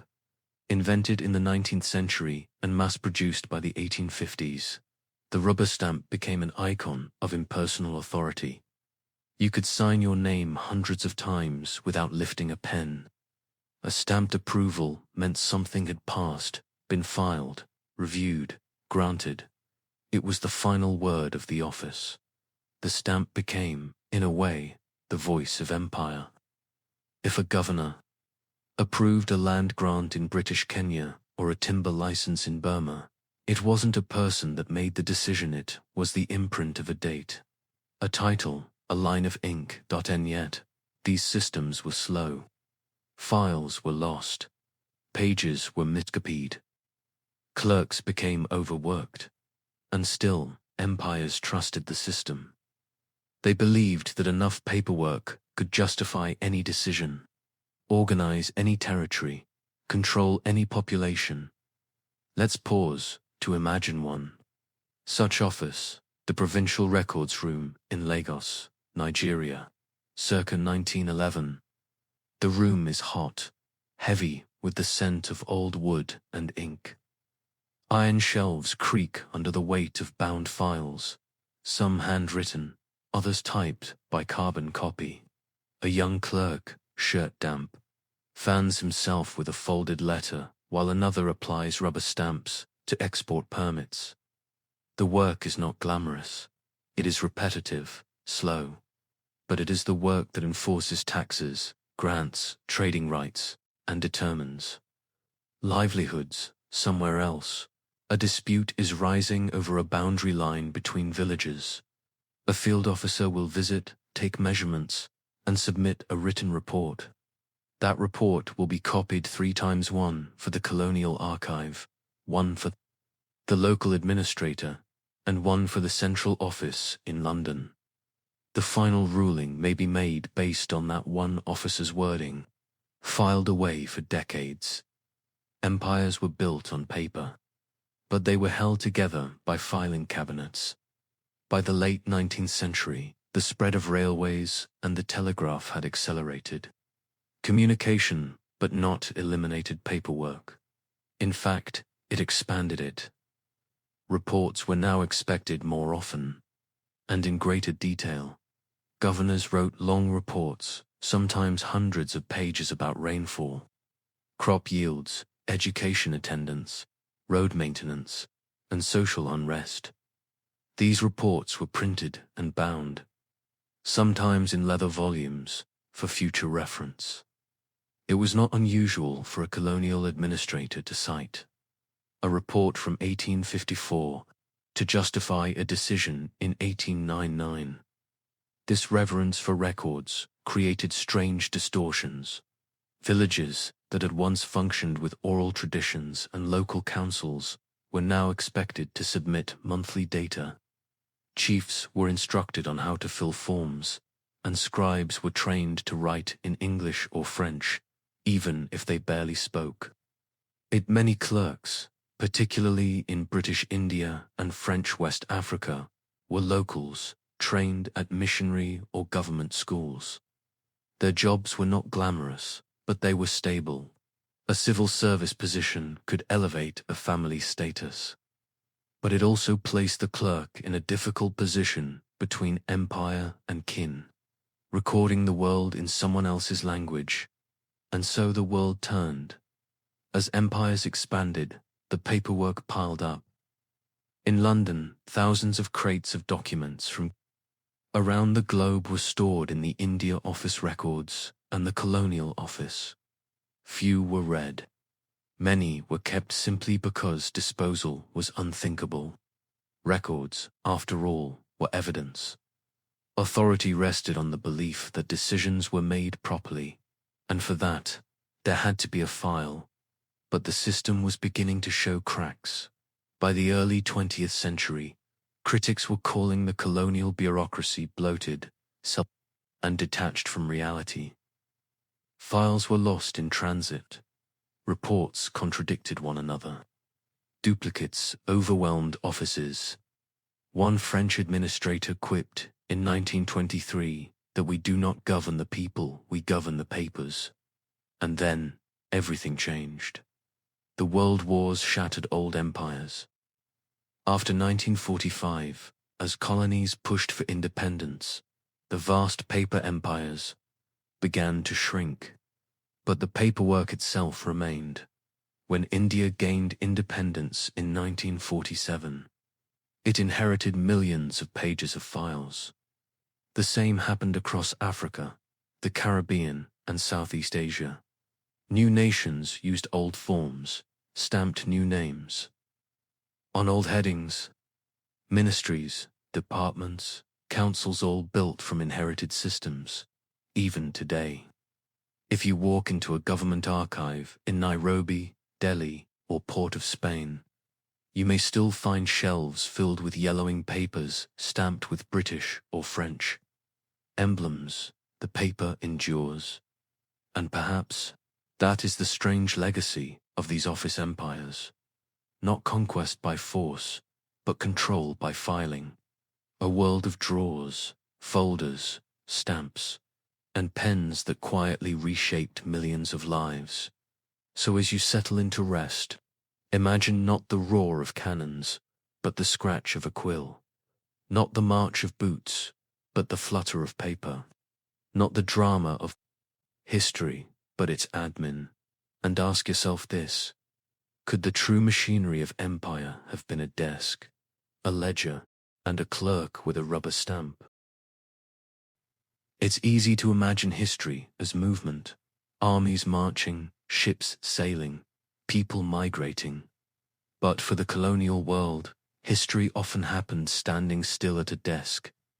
The flow of power moved not through people but through paper, traced by a careful hand, routed by envelopes, registered in ledgers, and filed in drawers that smelled of ink and dust. By the late 19th and early 20th centuries, the modern administrative state had begun to take shape.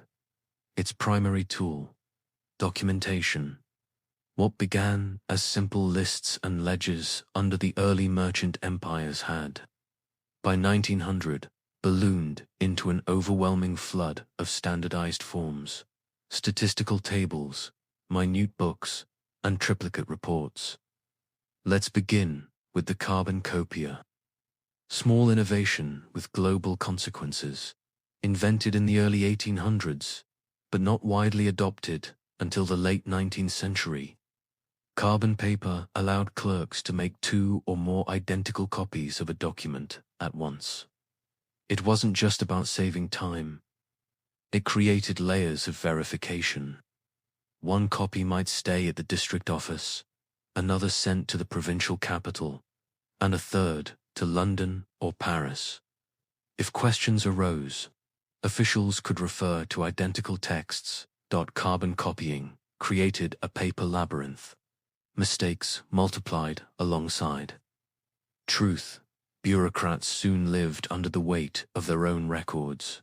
Entire careers were spent not just making decisions, but proving they had been made in writing, with timestamps, stamped approvals, and initials in the margin.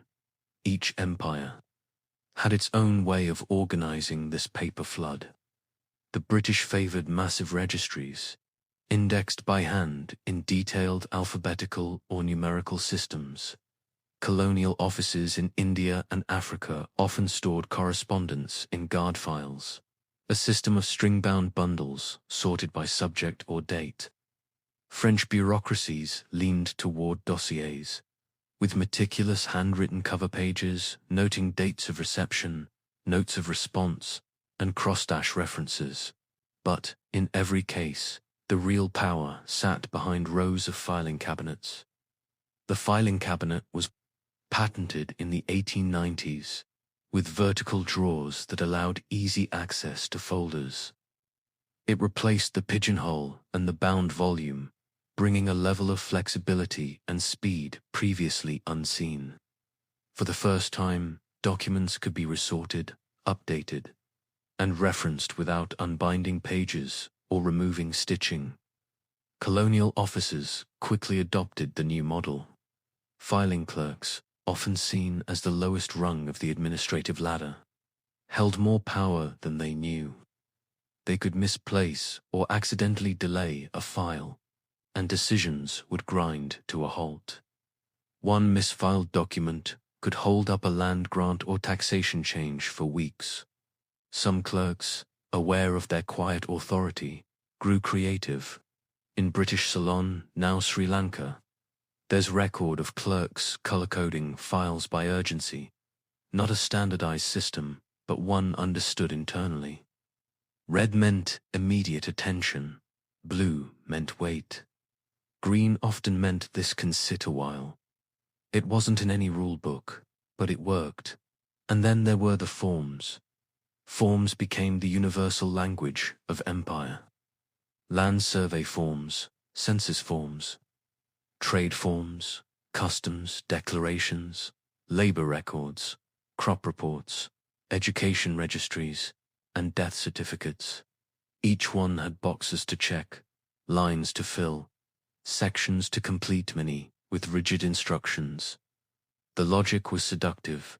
If every district used the same form, officials believed they could compare and control more effectively. But in reality, uniformity created confusion. In Uganda in the 1920s, for example, a new agricultural yield report was introduced with columns for tons harvested, pests encountered, and weather notes. But many local field officers had never seen a ton as a measurement. They estimated in baskets or bundles. The reports returned filled with guesses or blank spaces. Yet the data still went into annual summaries, shaping policy. Paper, it turned out, could lie as easily as it could reveal. The deeper problem was that the system assumed it was objective. Officials believed in what was written down regardless of how it was gathered. A figure entered into a table gained the aura of truth. A line on a form, once filled, could be used to enforce taxes, deny a request, or trigger penalties. Bureaucracy made power impersonal. Nowhere was this more evident than in the census. Colonial censuses were massive undertakings. The British Indian census of 1901 aimed to classify the entire subcontinent's population, over 300 million people, by language, religion, caste, and occupation. Thousands of enumerators were hired, often with minimal training. The forms they carried were printed in English and local languages, but concepts didn't always translate. In some areas, the categories imposed by the census created new identities. Entire communities were labeled with occupations or castes they had not claimed for themselves. Once printed, those labels stuck. The census, intended as a snapshot of society, became a force shaping it. Similar stories played out across the colonial world. In French West Africa, population estimates were based partly on tax records, which were themselves inaccurate. Entire villages were sometimes undercounted to avoid military recruitment quotas. Others were overcounted by local chiefs seeking more grain rations from the government. Despite the flaws, censuses and reports were treated as gold. They were used in speeches, budgets, and international comparisons. As long as they existed on paper, they were considered real. The same obsession, with documentation extended to education, health, and infrastructure. Inspectors wrote reports on classroom attendance, noting absences in red ink.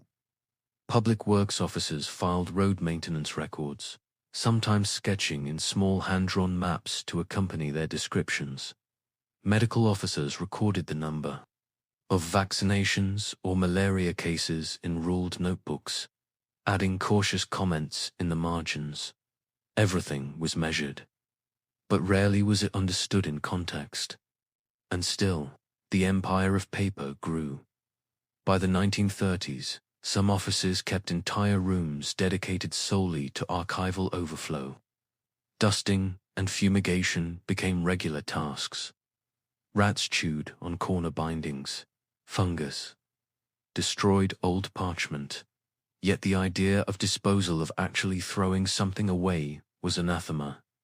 It's telling that the British Colonial Office kept correspondence dating back to the 17th century.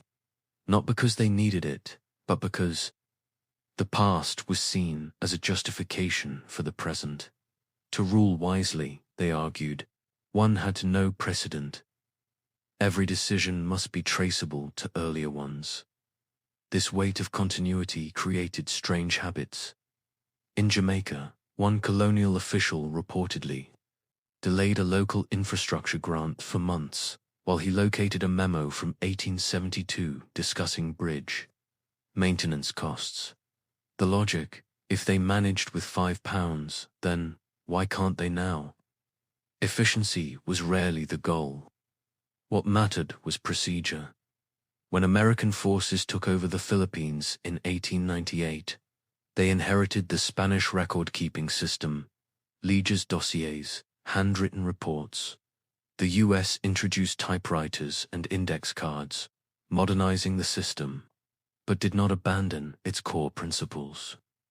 Control still meant filing everything, and with typewriters came new kinds of labor.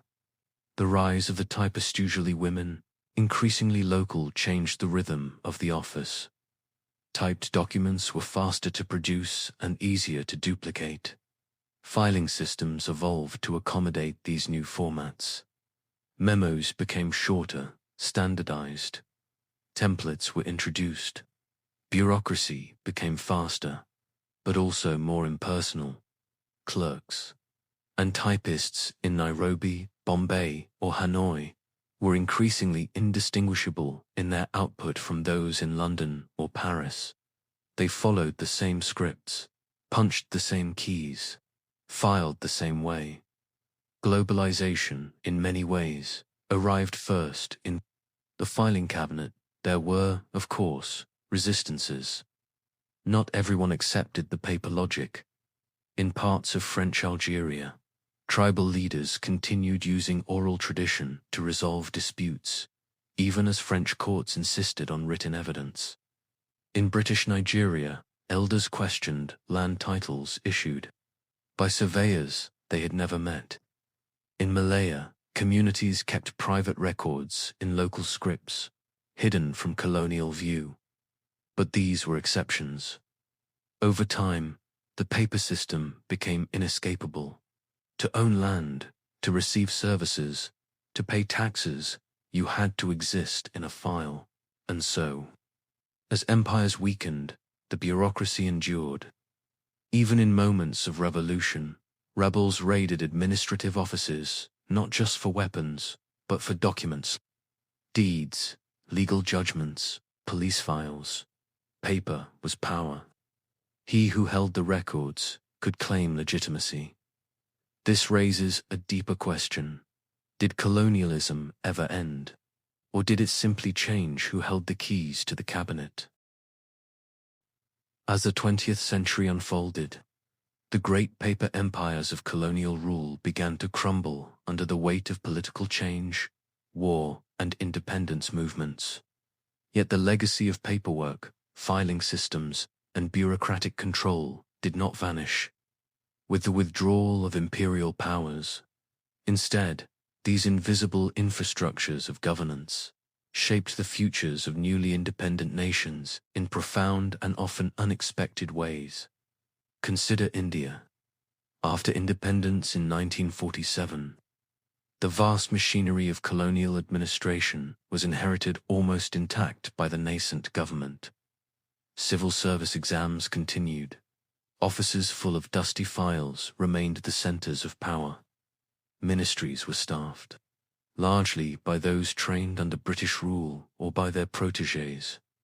The bureaucratic culture, the slow-moving, paper-heavy, procedure-obsessed system persisted. It shaped everything from land reform policies to public health programs. In many former colonies, the paper trail became a double-edged sword. On one hand, it offered continuity and institutional memory. On the other, it often entrenched inefficiency and opacity. To citizens navigating these systems, government offices were often places of frustration. Endless queues, lost files, contradictory instructions, these were the lived realities of many.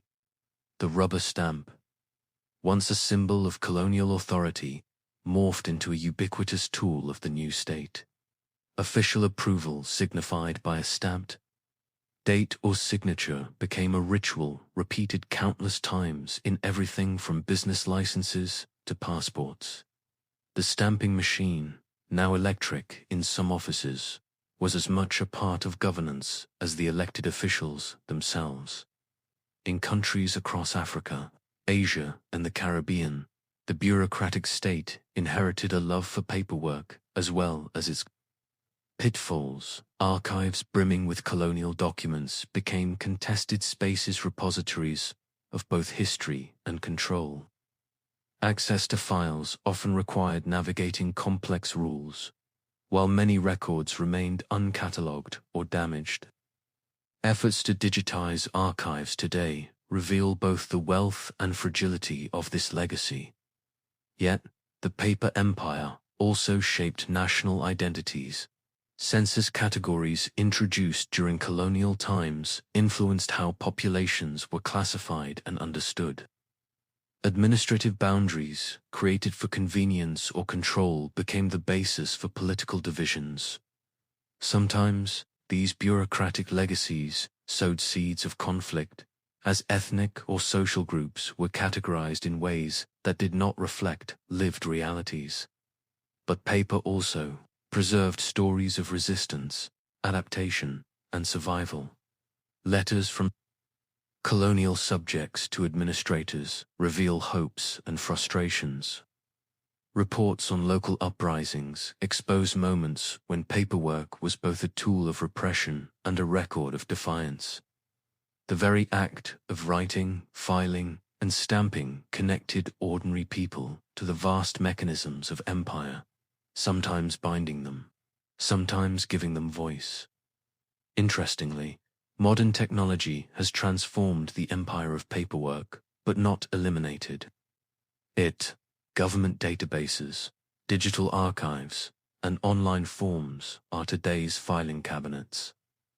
The quest for control through documentation continues, now in bytes and pixels. The bureaucratic impulse, ordering, classifying, recording remains deeply human. So, as you drift into sleep, imagine this: somewhere in an office, long ago or today, a clerk gently presses a rubber stamp onto a document. The ink spreads slowly, leaving a neat imprint. That simple act seals a decision, a permission, a claim. And you realize that history is not just about battles and kings.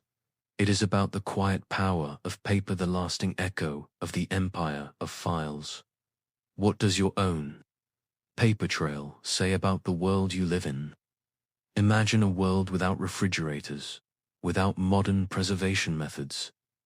Imagine trying to keep your food edible for more than a day in a hot climate, or survive harsh winters without a reliable way to store meat or fish. In such a world, one humble mineral took on extraordinary importance: salt. Salt, sodium chloride, must seem ordinary to us now. We sprinkle it on food without much thought, buy it cheaply in supermarkets, and rarely consider its historical significance. But for thousands of years, salt was not only essential for health and preservation, but also a cornerstone of economies, cultures, and power structures. Salt was often called white gold. Its value was immense because it allowed people to preserve food, maintain livestock, and sustain human health by replenishing vital electrolytes. Salt's power to preserve made it the linchpin of survival. Ancient civilizations knew this well. In Mesopotamia, one of the earliest cradles of civilization, salt was harvested from evaporating salt lakes and traded along emerging river routes. Archaeologists have uncovered clay tablets from Babylonian times that include salt rations given to workers and soldiers, highlighting salt's role as a form of payment. In Egypt, salt was used not only for seasoning but also in mummification rituals. The famous natron, a naturally occurring salt mixture, was critical to preserving bodies for the afterlife. Here, salt bridged the practical and spiritual worlds. The Greeks and Romans built elaborate saltworks to extract salt from seawater. Salt production became a specialized industry. The Roman military depended on reliable salt supplies, which led to the creation of roads via Celaria, or salt roads designed to transport salt efficiently across the empire. Salt's value also influenced social structures. Salt taxes and monopolies became sources of revenue for states. Salt was sometimes used as currency. Romans even paid soldiers with salarium argentum, the origin of the word salary. Meanwhile, in China, salt production and distribution were tightly controlled by imperial authorities. Salt taxes were a major source of income and could fund armies, infrastructure, and public projects. The monopoly on salt made it a tool of governance and control. But salt was not always easy to come by. Some communities lived near abundant salt sources, salt springs, salt pans, or coastal evaporation flats. Others had to travel great distances to trade for it. This uneven distribution created long-distance salt trade networks, connecting distant peoples and economies. In West Africa, the desert city of Tagaza became famous for its salt mines. The Tuareg caravans would transport salt slabs hundreds of miles across the Sahara to trade for gold and other goods. Salt was so valuable that it was measured in weights equivalent to gold dust. Salt's preservation qualities were especially crucial in societies relying heavily on animal husbandry and fishing. In Northern Europe, salted fish was a staple that supported Viking voyages and medieval trade. In Japan, salt production was both a craft and a regulated industry, essential for food security. But salt also shaped cultural rituals and beliefs. Salt was seen as a purifier and protector, used in religious ceremonies and folk traditions worldwide. The act of offering salt was a gesture of hospitality or alliance. Conversely, throwing salt over the shoulder was thought to ward off evil. Spirits, however, salt's importance was not without conflict. Salt taxes sparked revolts. In medieval Europe, peasants sometimes rebelled against salt monopolies imposed by rulers. In India, the famous Salt March led by Mahatma Gandhi in 1930 became a defining moment in the struggle against British colonial rule, symbolizing resistance to unjust taxation and imperial control. Salt was a silent force, shaping economies, social hierarchies, and even geopolitical boundaries. Its presence, scarcity, or control could mean life or death, wealth or poverty. As you listen, consider the journey of this common crystal from ancient salt pans to the dinner table, and how it quietly carved the path of human history. What secrets lie hidden in the salt that you sprinkle without a second thought? By the time human societies grew larger and more interconnected, salt had transformed from a local necessity into a coveted commodity that shaped vast trade networks and fueled conflicts. It was no longer merely a preservative or seasoning. It became a currency of power and a catalyst for wars. Salt's economic value created a web of trade routes crisscrossing continents, many of which became arteries of commerce for other goods, cultures, and ideas. The Saharan salt routes are perhaps the most famous example. For centuries, Tuareg and Berber caravans trekked across the unforgiving desert, transporting blocks of rock salt mined in places like Tagaza and Taudini. These salt slabs were exchanged for gold, ivory, slaves, and cloth in the bustling markets of Timbuktu, Gao, and other West African cities. Salt was literally worth its weight in gold in these regions, and the wealth generated through salt trade contributed to the rise of powerful empires such as Ghana, Mali, and Songhai. The rulers of these empires taxed salt caravans, enriching their treasuries and funding armies. Salt trade also shaped settlement patterns. Towns and oases along salt routes thrived as centers of commerce and cultural exchange. Markets bustled, with merchants who spoke different languages, traded in diverse goods, and shared stories of distant lands. These intersections fostered the spread of religion, technology, and knowledge. But the wealth generated by salt also bred rivalry and conflict. Control of salt mines or trade routes became a prize that kingdoms fought fiercely to claim. Battles were waged not only to seize territory, but to dominate the flow of salt. In medieval Europe, salt production was often a royal monopoly. Kings and princes taxed salt heavily, sometimes at rates as high as 40% of its price. These salt taxes, known as the gabelle in France, were deeply unpopular and sparked numerous revolts. Peasants and townsfolk viewed salt as essential, not a luxury, and resisted the high costs imposed by rulers. Salt smuggling became a widespread response to such taxes. Networks of smugglers risked harsh punishments to bypass official levies. The cat-and-mouse game between tax collectors and smugglers became a constant feature of life in salt-producing regions. Across Asia, salt was similarly politicized. In China, the imperial government tightly controlled salt production and distribution, not only for revenue, but as a means of managing the population. The famous salt and iron debates during the Han Dynasty reveal how salt monopolies became a matter of state policy and public contention. In Japan, salt was so vital that it was often produced communally under strict regulations. The salt makers' guilds wielded considerable influence, balancing tradition and economic power. One particularly striking example of salt's political power comes from the American South during the Civil War. Salt works were a critical target because salt was essential for preserving meat to feed armies and civilians.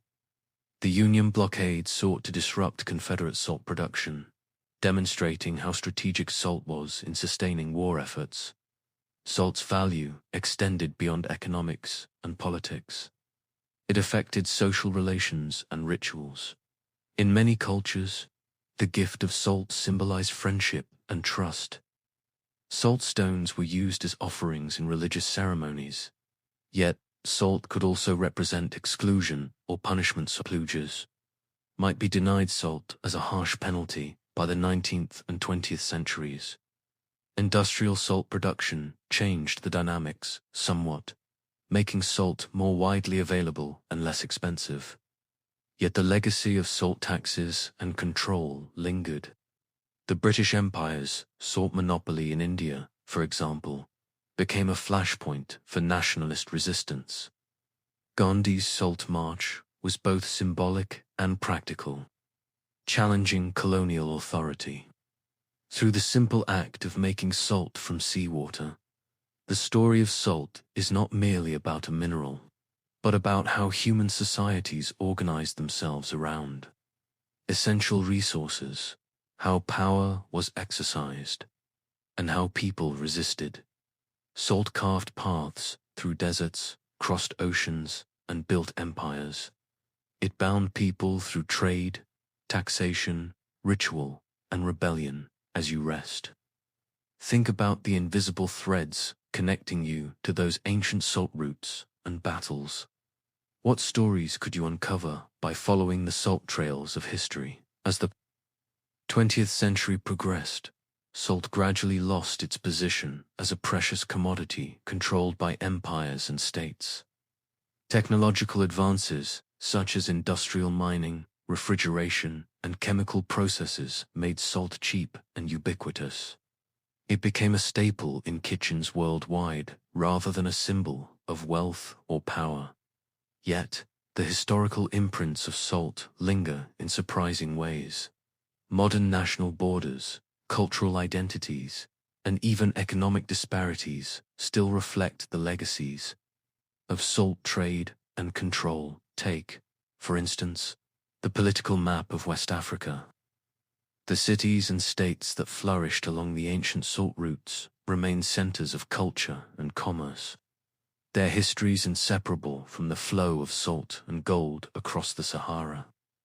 Though salt is no longer a rare treasure, its role in shaping those societies echoes in their languages, traditions, and conflicts. In India, the Salt March remains a powerful symbol of non-violent resistance and the fight against colonialism. The march's legacy continues to inspire movements worldwide that challenge unjust laws through peaceful protest. Salt's journey from vital preservative to a chemical commodity also illustrates humanity's evolving relationship with natural resources. The salt industry today feeds not only our need for seasoning but also chemical, pharmaceutical, and industrial sectors. Yet concerns about environmental impacts such as salt mining's effect on landscapes and water supplies. Ongoing challenges. Culturally, salt retains its symbolic power. Weddings, religious rituals, and hospitality traditions around the world still use salt as a token of purity, protection, and goodwill. This ancient mineral continues to connect us to the past in subtle, meaningful ways. Furthermore, salt teaches us about human resilience and adaptability.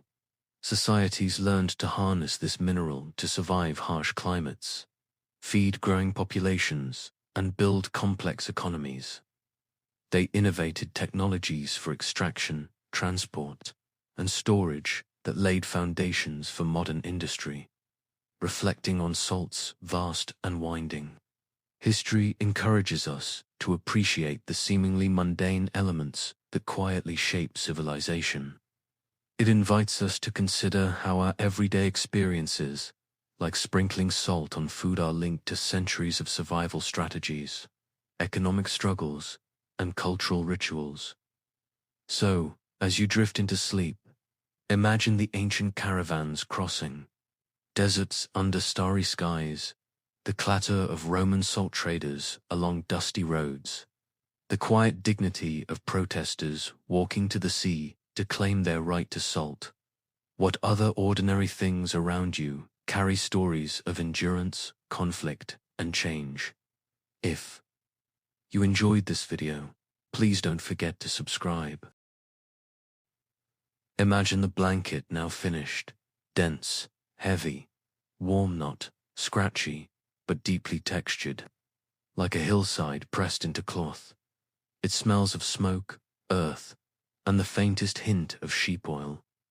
The fibers hold tiny grains of dust from a dozen pastures. This is not just something to cover the body. It is a quiet witness to daily life. In ancient Mongolia, a blanket was rarely folded away in a chest. It was everywhere. It was under you, above you, around you. It was home. A blanket as a house, the yortorger, as Mongolians call it, was already a marvel of portability. Its wooden lattice walls folded like a fan, its roof ribs fanned out from a central ring. But the ger's true heart, its insulation, its warmth, came from felt. Blankets weren't just personal bedding. They lined the entire interior of the home. Thick layers of felt were placed around the wooden frame to keep out wind, dust, and snow. These layers were made in large rectangular pieces, often from the same process described in the previous section: rolled, stomped, soaked, dried, then stitched together like a patchwork skin. By day, these felts trapped warmth and muffled sound. By night, they held in the heat from a small central fire. Without them, even the sturdiest ger would become an icebox. Children often slept directly against the felt-covered walls. If you pressed your ear to one, you could hear the wind outside, but only just. The wool softened the world. Blanket paths across the steppe families, packed up to move, a common occurrence for pastoralists. Blankets went with them, not just rolled and loaded onto carts, but sometimes used as the cart itself. Yaks and camels didn't like raw wood on their backs, so people laid felt between the animal and the load. Sometimes they wrapped entire bundles in blankets to shield them from dust storms or frost. The edges of the blanket were tied in careful knots that older women taught the younger ones, with names like goat-tail twist or the threes. These weren't decorative. They were survival techniques. If the knot slipped, your food or firewood might vanish into the wilderness. Felt blankets were also used to mark paths in the vast, mostly treeless plains. Families left behind small signal marker sticks wrapped in brightly dyed felt, or squares of old blanket hung from shrubs. These weren't permanent signs. They were temporary whispers. We passed here. The blanket as bed and blanket as bedtime story. When the sun went down and the fire dimmed, everyone gathered inside. Blankets were unrolled again now as beds, but they weren't individual sheets. Often, a single large blanket would cover the whole family. People didn't sleep in separate rooms. They slept in rings, usually with the elders closest to the fire, children on the outer rim, and babies tucked into the crook of someone's arm. The blanket became a kind of shared wommadark, warm pocket of breath and heartbeat. Before sleep, stories were told, not loud or dramatic tales, but whispered ones. Some were personal memories. Others were traditional, about foxes who tricked horses or clouds who lost their way. A common image in these stories was the talking, Blanket, a patch of felt that remembered every voice that had ever slept beneath it. Children were told, if you're kind to your blanket, it will keep your dreams warm. Rain blankets and smoke blankets. Not all blankets were for sleeping. Some were rain blankets, treated with extra lanolin and smoke to repel moisture. These were used to cover tent gaps during storms or thrown over a rider's shoulders during a wet journey. Others were smoke blankets, hung near cooking fires to absorb excess soot and protect the inside of the gur. These would eventually be so blackened that they looked like charred bark, but they still worked. When they became too saturated, they were retired and cut into smaller patches to be used under saddles or as padding in tool bags. Even horses had blankets. Thin strips of felt tied beneath saddles to prevent chafing. These were considered good luck if they had survived many miles without tearing. Felt games and blanket toys. Children, of course, turned everything into play, including old bits of blanket. Small felt scraps were stitched into balls or soft animal shapes. Tiny figures, meant to be horses or goats, were made with pebble weights so they could stand up during games. There was a game called Hide the Cheese, where a bit of dried curd was wrapped in a scrap of blanket and shuffled among similar-looking bundles. Children had to guess which was the real one. Winners got the cheese. Losers got the wool. In some families, a child's first pillow was made from leftover blanket felt stuffed with dried grass and stitched with their initials if family used script. If not, it might bear a symbol, a goat's horn, a cloud swirl, a tiny sun. Blanket repairs. The slowest thread no, one threw away a blanket. If it tore, it was mended. Slowly, carefully, sometimes with hair thread, sometimes with sinew. Mending was often done in the late afternoon, after tea and before dinner, when the light was soft and people sat quietly. Repairing blankets wasn't considered low work, it was a gesture of care, almost a family ritual. You could read the life of a family in a well-mended blanket, a patch of red from a festival, a tear stitched closed after a long trip, a corner singed by an ember. Every mark was a kind of quiet autobiography. Even a stranger could look at your blanket and say, "You must have camped near the Red River once, or your eldest daughter was born in the frost year." And perhaps they were right. Blanket blessings and burial. Mongolian beliefs held that objects held memories, especially warm ones. Some families would bless a new blanket by leaving it out under a full moon or letting a newborn baby sleep in it for the first night. When a beloved elder died, their favorite blanket was sometimes folded and buried with them more, kept by the family and only used during times of hardship, like a drought or storm. It was believed their warmth might return. Through the fabric, others passed blankets down as heirlooms, not as decorations, but as useful ghost things that still worked, still carried the weight of someone gone. So tonight, imagine pulling such a blanket over you. It's heavier than a modern duvet, scratchier than a hotel comforter, but more alive. Somehow, it smells of wood smoke and tea, of wool and distant stories. Its weight presses gently on your shoulders, like an old friend saying, "You're safe." And as the fire dims and the glare settles into silence, the blanket holds you like it held so many before mothers, children, riders, and dreamers under the same wide, watching sky. By now, we've seen how the Mongolian felt blanket was not just a blanket. It was bed, wall, coat, map, and toy. It was made with movement and soaked in memory.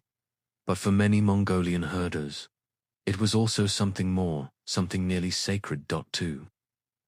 Cover yourself with felt was to be wrapped in history, in nature, and in spirit. In this final part of our story, we'll drift quietly through the spiritual lives of these blankets, their role in shamanism, their place in ceremonies, and the way they were believed to hold the memory of wind, the spirit of wool. The Mongols believed that everything had a spirit: stones, trees, rivers, even fire and thread, wool.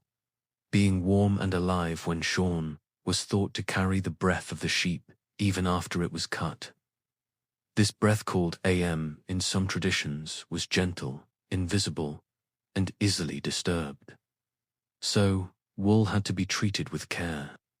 Blankets, as the most personal use of wool, were almost always handled with quiet respect. If a blanket fell on the ground, you didn't step over it. You lifted it and shook it gently, sometimes even whispering an apology. If it tore, you stitched it before the next sundown, lest its warmth leak away permanently. And if someone gave you a felt blanket as a gift, you didn't refuse it.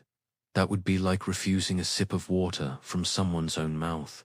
Shamans felt between the world and the wind. In Mongolian shamanism, felt was often used as a barrier between worlds.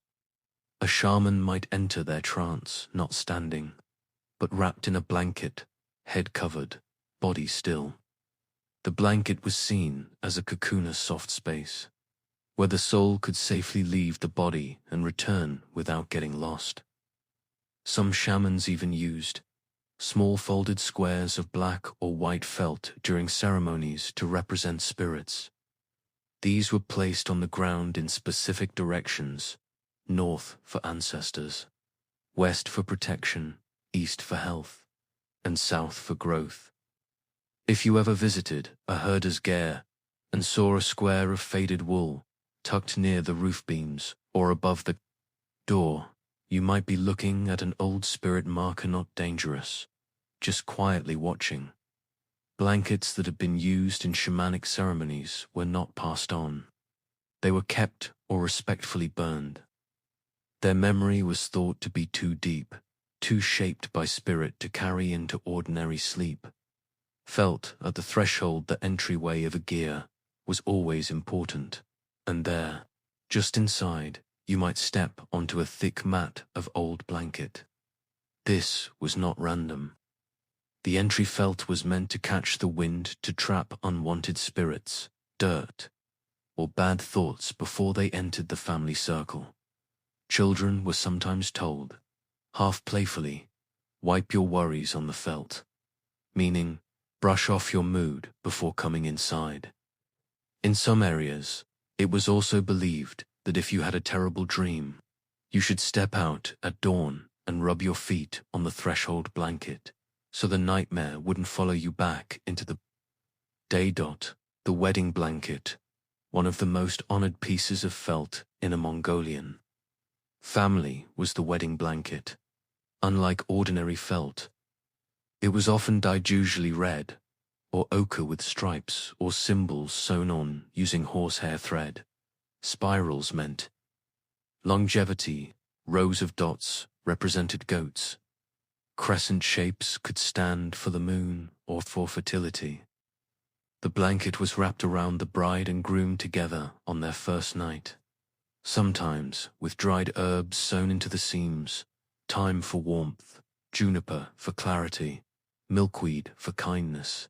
If well kept, the wedding blanket was folded and stored high inside the ger, above head height, sometimes wrapped in cloth.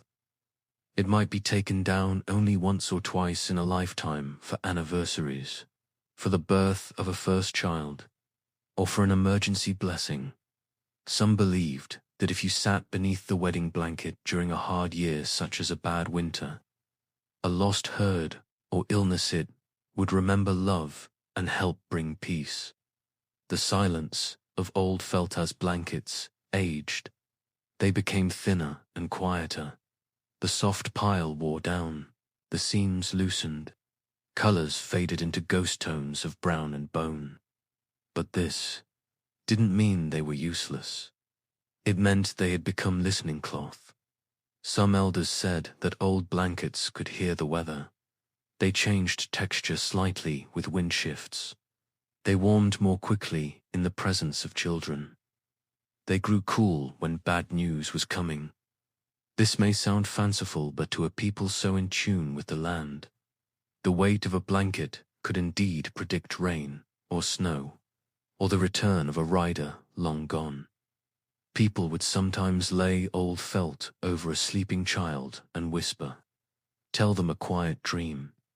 Blanket as blessing, blanket as goodbye, the end of a person's life.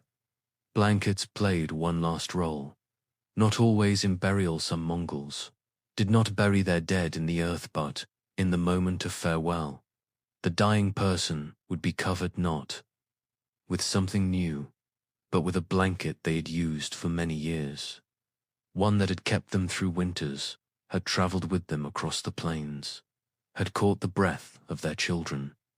This blanket, worn and patched, would be smoothed over them like a second skin, and when they passed, it might be burned with herbs, or folded and given to a grandchild, or taken apart piece by piece and stitched into the inside of other family blankets.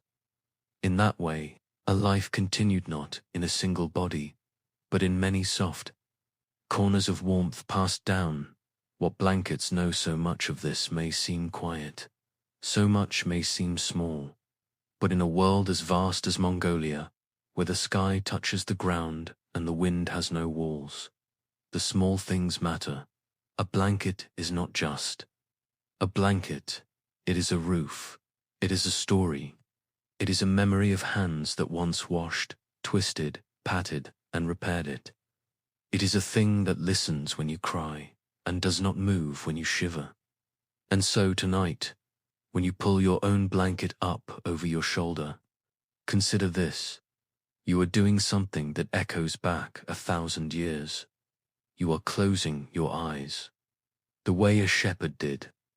You are curling beneath the same silence. And maybe, just maybe, your blanket remembers the wind, too. And so, we come to the final fold in this quiet, layered story. The ancient Mongolian blanket, crafted from the wool of sheep and goats, was never just a covering. It was a keeper of memory, a shield for dreams, a silent companion of the wind. It carried the warmth of hands, the softness shaped by mothers, and the hush that drifted across the tundra on cold nights. Once, when a herder lay beneath the stars, tired from the day's journey, the blanket did more than guard him from the chill. It grounded him to the earth he had wandered since childhood, to the sky he watched in silence each morning and night.